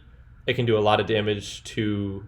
it kind of walls and does a lot of damage to Rillaboom, and after a Dragon Dance, it outspeeds Dragapult and Kartana, which are normally 2 of its biggest threats. So, I don't know. We might see more Dragon Dance Kyurem. I can't tell you whether we're going to bring it next week. Not because I can't tell you, but because I have no idea what we're bringing next week. But we could see more of it. Yoda, what's your take on it? You're the good player out of the 3 of us. I'm not a good player. Shut Right. the fuck up. Good one. I think it's interesting, although I'm not entirely convinced of how actually solidly, reliably good it is yet. Yeah, well, I'd like to see more of it. I would like to see it again week 4. I really want to see it explored. What are There, there there any, is something I actually want to talk about after this. yeah, real quick, just are there any other trends that we see developing in the meta that are kind of surprising? One thing that we've seen For come up recently is Sword and Tapu Shield, right? Lele. Yeah, for Sword and Shield. Or for anything. Okay. Actually, no, for anything. One thing I will notice at Sword and Shield, we've seen Tapu Lele come up recently as a way of Mhm. stopping fake out and of resetting terrain that we haven't really seen much Lele before this, and it's doing okay. Another thing I want to comment on is Mega Gengar is as broken as it always has been. And Dude, I've been saying that for we the see it longest time. slaying in XY. Mega Kangaskhan not doing very good. X and Y is in a weird state right now. We need to free Mets. You need to I'm free gonna keep Mets. saying that. Tag is so fucking broken. Mega Gengar is very good. It's very good. Yeah. I actually before I mention what I was gonna say, I do actually want to talk about the Lele.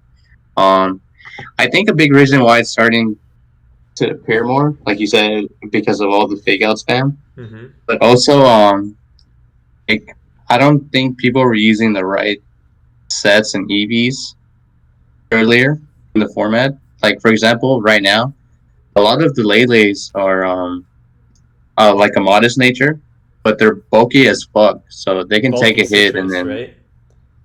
yeah, Mm-hmm. or life orb. I think. Yeah, I've definitely seen a lot of citrus. I think there's been at least one life orb too, but yeah. Anyways, keep going. Yeah, and I think the team compositions that they're in, like for example, both Yoda and Strop brought that BD. Oh, actually, Yoda had a Dragon Bolt instead of Cube, but Yeah. the other five Mons were the same. It was Diancie, Amoonguss, Lele. What were the other two? Landris Volcanion. Yeah. That team is solid, and I It think that's is. why Lele is doing so good. Yeah. One thing that we don't see this gen that we did see last gen was Psy Spam. Obviously, there's no Deoxys, and Psychic Terrain is a little weaker, and there's no Mega Metagross. But it would be interesting to see if anyone brings another Psychic type. I guess we do see Psy Spam, right, with Indeedee and Expanding Force and Necrozma a little bit. We've seen that with some Trick Room. But it would be Yeah, fun. There's that a team is team I interesting think too. GMA's used with Indeedee and Prosma on it that you Yeah. could arguably Yeah. consider size spam. Yeah, I guess. Just no Tapu Lele Psy Spam. But It's like double psychic, double grass, and then Yeah. what were the other two Mons? Heatran and Urshifu, I think. Yeah, okay, yeah. That team's pretty good too. I don't know who built it, but I like that team. yeah, agreed. We actually looked into kind of copying that team this week. Didn't end up doing it, but it was good enough that we considered ripping it off. um, yeah, we did not. Diancie was considered incredibly good a few months ago. Got a little bit nerfed with the realizing that Diamond Storm did not work the way we thought it did. But Diancie seems to be in a very manageable place right now, where it's good but not broken. Would you guys agree with that? Yeah, definitely. I don't Yeah, think it's still solid. seriously argue it's broken. There was a brief period of time where people were saying Diancie was no longer good and that it was kind of falling off. I don't believe that at all. I think Diancie is still very good. But Why was that though? not broken. I remember that too. I don't know I why. just don't know why. I don't know why. But it's good. It's a good mon. Just not, tier 1. Okay. Yeah, I guess what you want to talk about next, Sunrose? Oh, okay, so after this question, I'm gonna post week 4, so we can talk about that right after. But I was basically just gonna say, should we enforce timer? Oh, that's a great question. I mean, there was a lot of talk about it. As soon as I mentioned I was gonna enforce it, obviously I can't because I have to talk to Bowman, Yoda, and Intensity. But I mean, should we? Yoda, do you want to go first?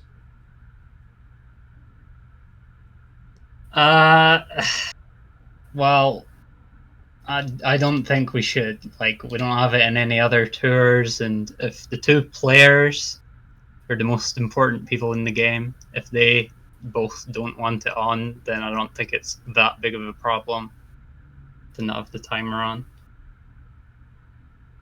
Yeah, I'm with Doesn't Yoda SPL on though this. and Snake have timer on? Oh, that's because they play on Stewards, right?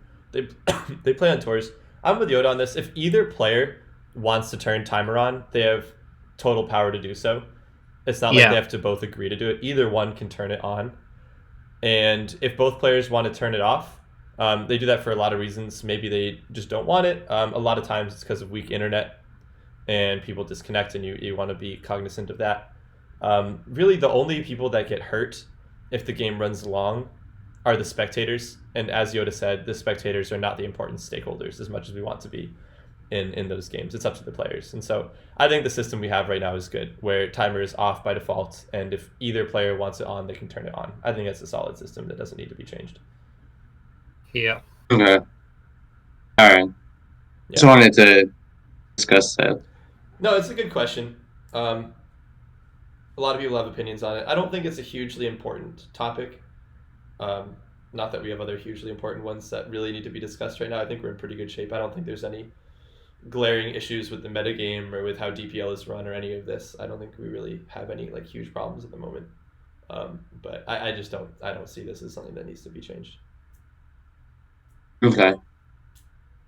All right. I don't know what you guys want to discuss, but give me like 2 minutes.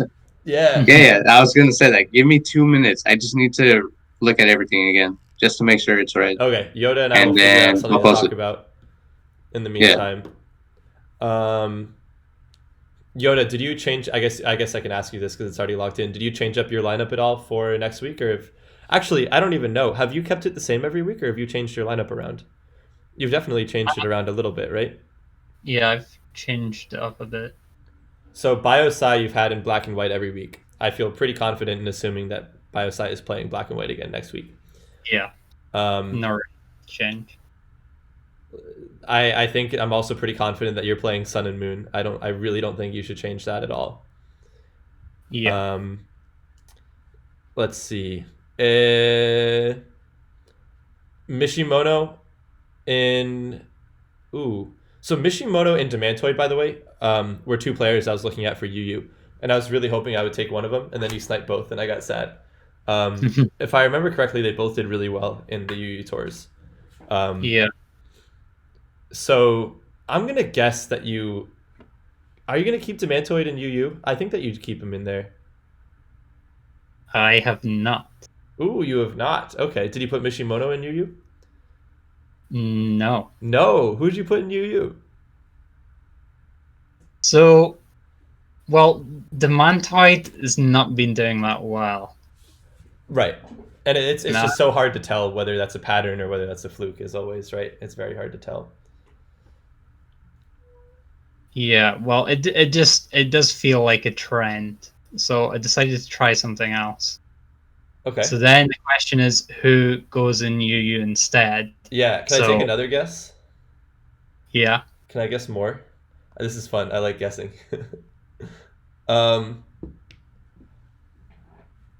Nido.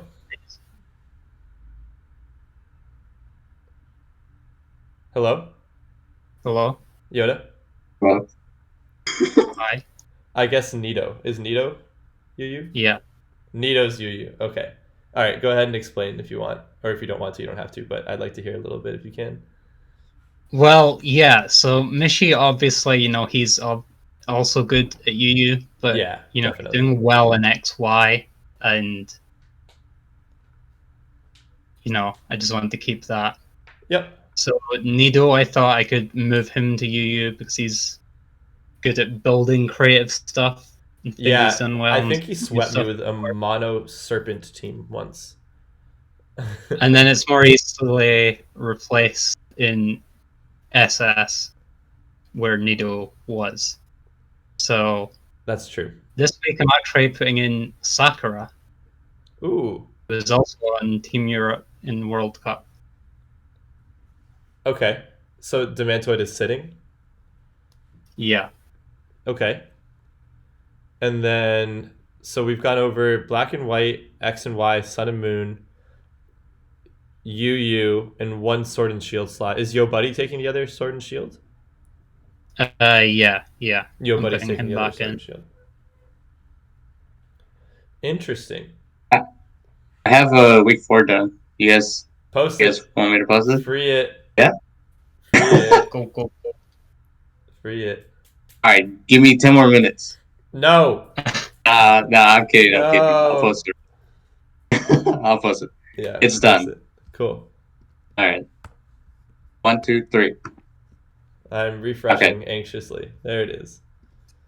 Okay. It's up. Yeah. So let's do ours Okay, last, cool. Yoda. Let's do the other ones first. Okay. All right. So you can see my screen, right? Spectral Thieves versus Galar Ghosters. It's still on the spreadsheet on the stream, from what I can see. Oh well, it should load soon. Probably just a little bit behind. I'll give it a sec. But the first thing that pops out on the Spectral Thieves is that Quello is benched. Oh Yeah, I saw that too. Can you see it now, Yoda? Or still not yet? Yeah. Okay, cool. So as we kind of expected, Spectral Thieves are out of playoffs. They can afford to kind of mess around a little bit. Quello 03, probably not very happy, maybe wants a bit of a break. And we see all of the people that are playing have already played games, so there's nobody new. But we see a pretty interesting lineup. Gen 1 stays in XY. Fran stays in Black and White. We see Yellow Paint playing Sun and Moon. I think that's a new one, right? Yellow Paint hasn't played Sun and Moon yet? He played Black and White and what else? X and Y? I don't remember. Don't play Sun and Moon in week 1 versus Yuichi. Oh, you're right. Yeah. Oh, yeah. Well, anyways, Yellow Paint versus Emilio. I think Emilio is going to be pretty heavily favorited there. Gen 1 versus Z-Strats. Z-Strats is presumably also very favored. And then the other matches are probably all going to be relatively close. I think Fran is favorited in Black and White, but not by a ton. Toxogen versus Zai, probably pretty close. Snowman versus Grandma, probably pretty close. And then Human versus the Bandit, probably pretty close. Would you guys agree with all that?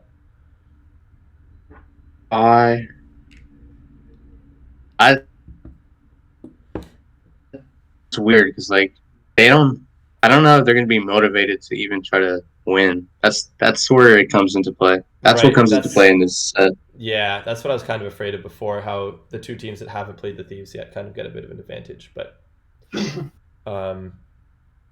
I definitely favor the Ghosters to win this week. I mean, when you draft from someone for 27K or however much you drafted Quello for, and then you don't start him, that just automatically puts you at a disadvantage. To be honest, I've been talking to Quello, and he's not enjoying the meta right now for a Sword and Shield. That's a bummer. Well, hopefully this week break will be good for him, right? Hopefully he'll take a little bit of time off, can come back. He just needs a break. Yeah, everyone needs a break sometimes. I get a nice 7-week break from playing during DPL. I love it. It's great. Anything else you want to add to this, Yoda?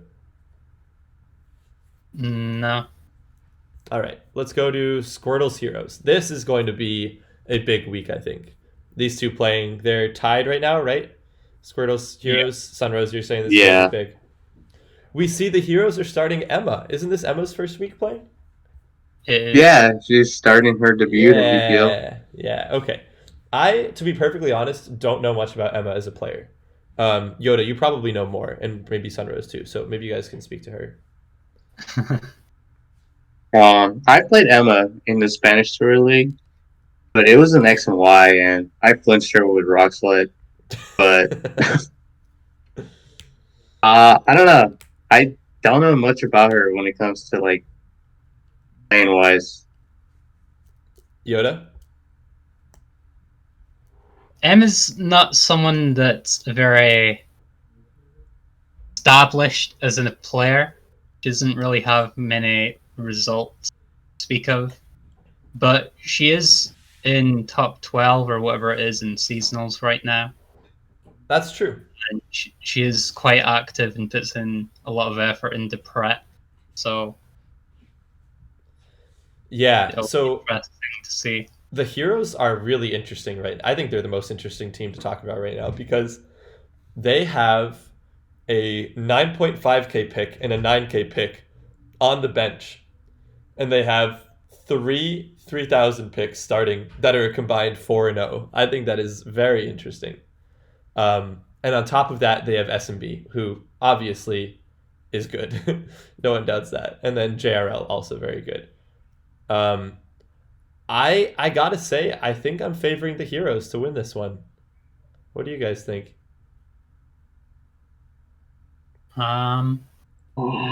This is a tough call. Okay, I'm not doing prediction tours this year I'm not either. because I'm not either. But I honestly had no idea who the fuck was gonna win. Unlike last year, I was pretty confident the three teams that were gonna make playoffs and what team was gonna win it. But this year, I honestly have no idea. But just going off of what has happened the past 3 weeks, Schwab versus Emma, I have to give it to Schwab. Like that's just a given.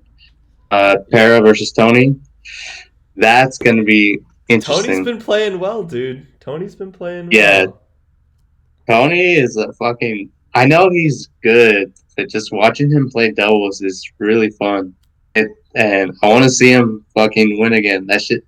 It's fun. It's really good seeing a singles player perspective playing doubles. Yeah. Kaori versus SMB. I'm gonna give it to SMB. Really? Why? Explain that. I don't know. I don't understand that pick. No, I'm just kidding. Shut the fuck up. You already know what I'm gonna say. Yeah. And then Sun and Moon, Spurific. I'm gonna give it to Spurific. Yeah. But Yuchi has 2 wins under his belt. I don't know if he's gonna bring level 1 Toga. How do you pronounce it? Togedemaru. Togedemaru? Yeah. But I mean, I'm gonna give it to Spurific. Poppy Loco versus JRL. This one, I don't know. I played Poppy Loco too. Like I mentioned earlier that I played Emma in the Spanish tour, and I played Poppy Loco in the Spanish tour too. When it was before DLC 2 came out for Sword and Shield, and they have a good foundation. Like their fundamentals are pretty solid, but I have to give it to JRL. Like he's proven that he can win in this tier, so I just have to go with the favorite. And then Memo and Mizuhime, I'm gonna give it to Memo. Mizu hasn't been performing that well, and her teams are kind of questionable. Yeah, it's interesting to see Memo go in black and white, right? Hasn't he been in X and Y all week? All 3 weeks? Yeah, I agree with Sunrose's evaluations. As for Memo in black and white, that might be just thinking, having good chances there versus Mizu, as opposed to versus JRL being more of a toss-up. Since as it is right now, like with Sunrose said, there's 4 favored matchups for the Squirtles, so should be hoping to win. Yeah, or maybe satisfied with how Finn's played. There are 4 favored matches, but I think the matches that are favored for the Squirtles are favored much more narrowly than the matches that are favored for the Heroes. Yeah, it's definitely not, completely decided. I think there's a very high percentage chance that SMB and JRL both win. I would actually be quite surprised if either of them lose. And then from there, Mizu, Yuichi, Tony, and Emma are all very capable of pulling upsets. So of course it could go either way, but my money's on the Heroes for this one actually, which I'm surprised to hear myself say, but it's true. All right, you want to go on to the highlight match, Yoda? Yeah. Let's do it. Highlight match. I'm gonna zoom in for this one. Oh, that's the wrong screen. There we go. Haxers versus Storms. Okay, let's go one by one. Sakura Intro versus for this. Shadow. I'm gonna be honest, Yoda. I don't know anything about Sakura, so you're gonna have to talk for this one. Well, they have a star in their name, which means they're our star player. The dad jokes. Oh man. So Okay, there's yeah, go someone who hasn't really played in any doubles tours besides World Cup, but they have played it and voted in suspects, and they're also a VGC player and done quite well in that. Oh, they're a VGC player. Okay. Yeah. Mm. And from what they played in World Cup, I think they did fine. You I gotta talk played about the whole Sakura. matchup. You only talked about half of it. You gotta talk about Sakura, talk about Shadow, and who you think's gonna win. Wait. I'm gonna add on to Sakura. Sure. I played Sakura in World Cup, and dude, I got my ass handed. Like, Ooh. I think a big part of it was because I played Akaru. I think that's how you pronounce the name. Yep. You guys know who that is? Yep. Akaru. Yeah. Okay. Yeah. I played against them literally 30 minutes before I played Sakura, and like mentally I was burnt out. I'm not Johnny or anything, but like when I went into my game versus Sakura, I was clicking, but I still got my ass handed. So he's someone that you have to respect. Cool. Or he. I don't know. I mean, Yoda, obviously both of us are biased. I think that you and I would probably agree that this is going to be a relatively close game, that there really isn't a clear favorite to win this one. Yeah, that's why I was going to say actually that, I don't think there's a clear favorite in that matchup. Yeah, both players are solid. Shadow obviously is 3-0, Sakura is 0-0, but as we talked about, Shadow's wins were kind of shaky wins. They weren't extremely convincing wins. It could very, very easily be a 1-2 record. I mean, week 3 for Shadow is very strong, but weeks 1 and 2 could have very easily been losses on both of them. That'll be a good game though. Sword and Shield, we're seeing Yo Buddy versus Z. This is a hard one to predict because Yo Buddy has had a lot more success than Z in doubles OU, right? Yo Buddy's been around for longer. Z's very new. Yo Buddy's pretty accomplished, or relatively accomplished. Z has had a lot of hype recently, but Z is also 1-2. So I think both of these players have pretty high ceilings and pretty low floors, and we're not really sure where they're going to fall. Yeah, I think that's a pretty accurate description. I think this is also a pretty close game, a pretty much a toss-up between the two. I could see either player winning. Yeah, I think Z can win this if you take advantage of the kind of teams that Yo Buddy brings, because Yo Buddy is really predictable. He always brings like setup-ons. For example, like simple beam shenanigans or coaching stuff. Like, he's really predictable. If you can counter that, you're gonna win. But maybe Yoda will help build. You never know. Although I'm curious, Yoda, you don't have to answer this if you think this gives too much information away. But have you been building a lot for your team, or have you been mostly playing and letting other people build their own teams? It's mostly been the players themselves building or deciding their own teams. Mm-hmm. I mean, most people on your team are capable of building. You've got a lot of people that can build their own teams. So, anyways, so Yo Buddy versus Z, I think that's also a great game. Yu, we have Nito versus Atmosphere. Dude, I'm looking at these. These all seem very close. These all look like very good games. I've seen that too. You have like maybe 2 close games, 2 upsets, or 2 landslides in one way, 2 landslides in the other way. I don't think that's the case here. I think this is a very even week, which is kind of cool. I guess, although honestly, Yoda, your team is a very even team, so your weeks are probably a lot more even keeled than my weeks are. Yeah. But Nito versus Atmosphere, again, I think that's going to be a very, very close game. Yeah. Well, Nito hasn't played UU this DPL yet, so that's, hard Nito to join. hasn't played UU, but half of Nito's OU teams are all UU mods, and he wins anyways. So I don't think he's that concerned. Yeah, I think this one's close as well, but I think objectively you'd have to give a slight edge to Atmosphere because they've been playing DUU in the tour and have been doing well. Sure, we can go with that. Sun Moon Yoda versus Stacks. This is going to be another fun game. I hope I can stream this one. So my opinion of this game it's going to be entertaining. Is that Stacks has won a lot more historically than Yoda, but Yoda has won a lot more recently than Stacks. And usually recent kind of wins out. Yoda, there's no doubt, will bring a good team and will play well. Stacks, they're, again, such a high ceiling, but also kind of a low floor. This is a very volatile matchup. Stacks on a good day, I think, is better than Yoda, and Stacks on a bad day is much worse than Yoda, and it's kind of a coin flip what you're going to get. How annoyed would you be if I beat him using Stack Sample?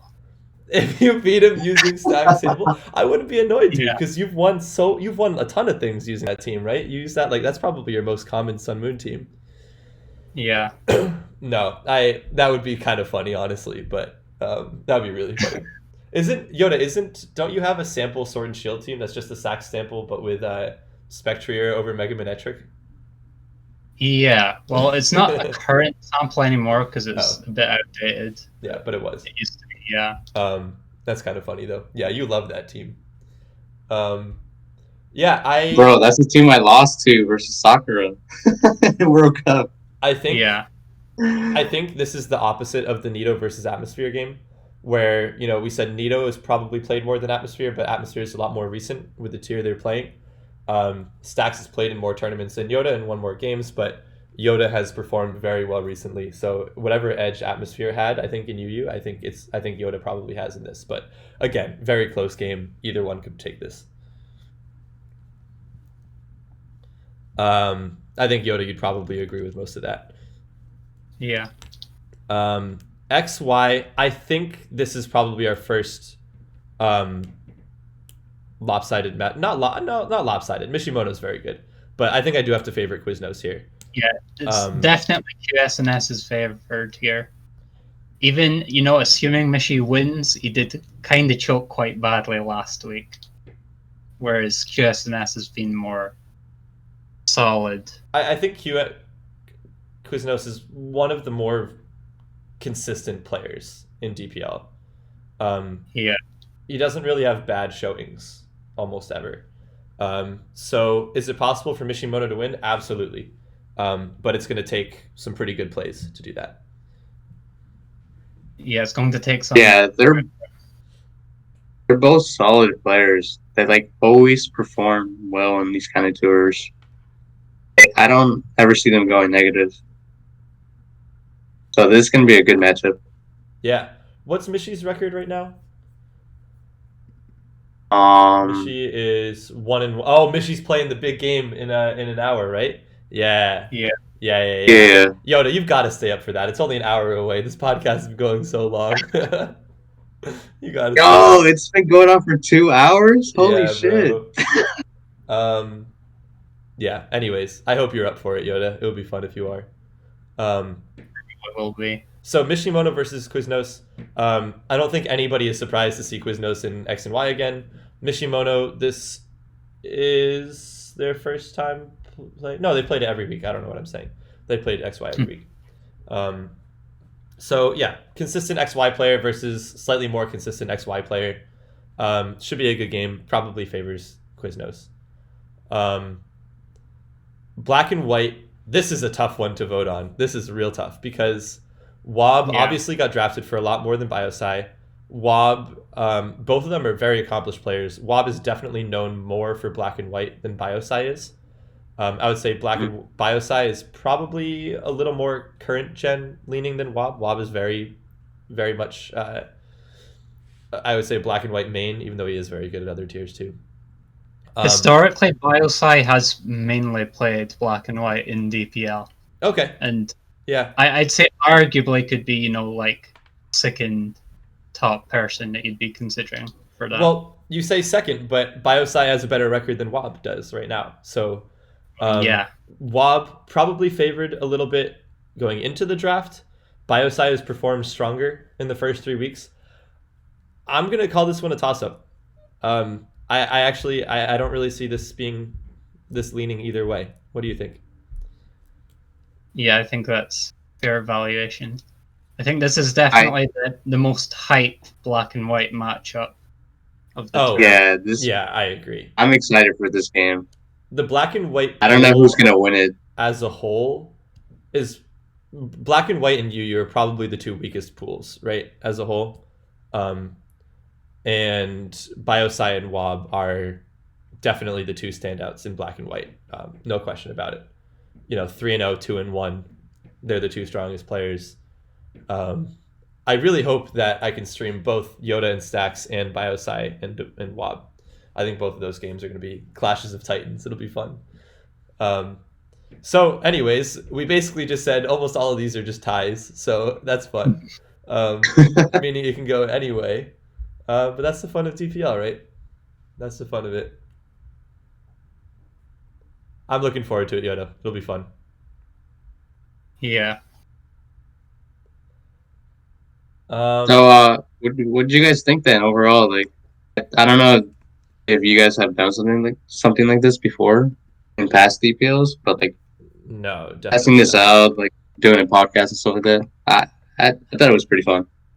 Yeah, I thought it was fun. We'll have to ask other people what they thought. It was definitely long, but it was fun. Fucking 2 hours. Yeah, I had a good time. You said you wanted to get it done less than an hour, but once we started talking about the teams, it was like, oh shit, this is like I started really getting into it. Yep. Yeah, me too. Anything else? I think we covered pretty much everything we could possibly cover. No, yeah, I think we're solid. We're good. Yoda, any closing remarks? I'd say that I'm happy that I haven't been subbed out by the manager this time. I was expecting you to say Mish, but that works too. Memo always does that. He always says Mish.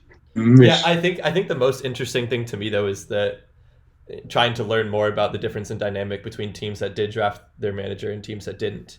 Because that's like a very obvious difference between your team and mine. And maybe we can talk more about it after the season ends or after the regular season or whatever, because I think that is like one of the main talking points that can happen. I don't think, for what it's worth, whatever the conversation was before DPL, I do not think that drafting yourself is overpowered or like ban worthy or we need to get rid of it. I think it's like a fair and healthy mechanic, but I think it does change the team dynamic a lot. And I'm curious. So that's for a later time. We've already talked about it enough. Do you want to do this again next week? Like I said earlier, we were just testing the waters. I think we were just kind of advising. I think we should do this again after the regular season. So like a mid-season after week 3. One at the end of the regular season before playoffs, and then one at the very end after playoffs. I think definitely. Okay. That sounds like a good plan. Yeah. We can also, like, next year, if you want, you can also do one, like, before week 1 starts. We could, but that is so far away in the future. Who knows if I'll be managing? I know. Who knows if Yoda will be managing? Who knows anything? Yeah. Hopefully we both do. Sure. I'm enjoying this. I would love to do it again. I bet Yoda is probably enjoying it too. Yeah, I definitely like the experience of managing. I enjoyed it. Yeah, it's fun. So, anyways, hopefully we'll both be back next year, but you never know. No hard feelings either way. And I'm just looking forward to smacking you guys this week. Ha ha ha, good one. All right, we calling it there, fellas? An hour before Mishimono versus Strats? Yeah. I think we're all good. All right. Thanks for joining, guys. I'm going to end the stream. Have a good one. All right. Later.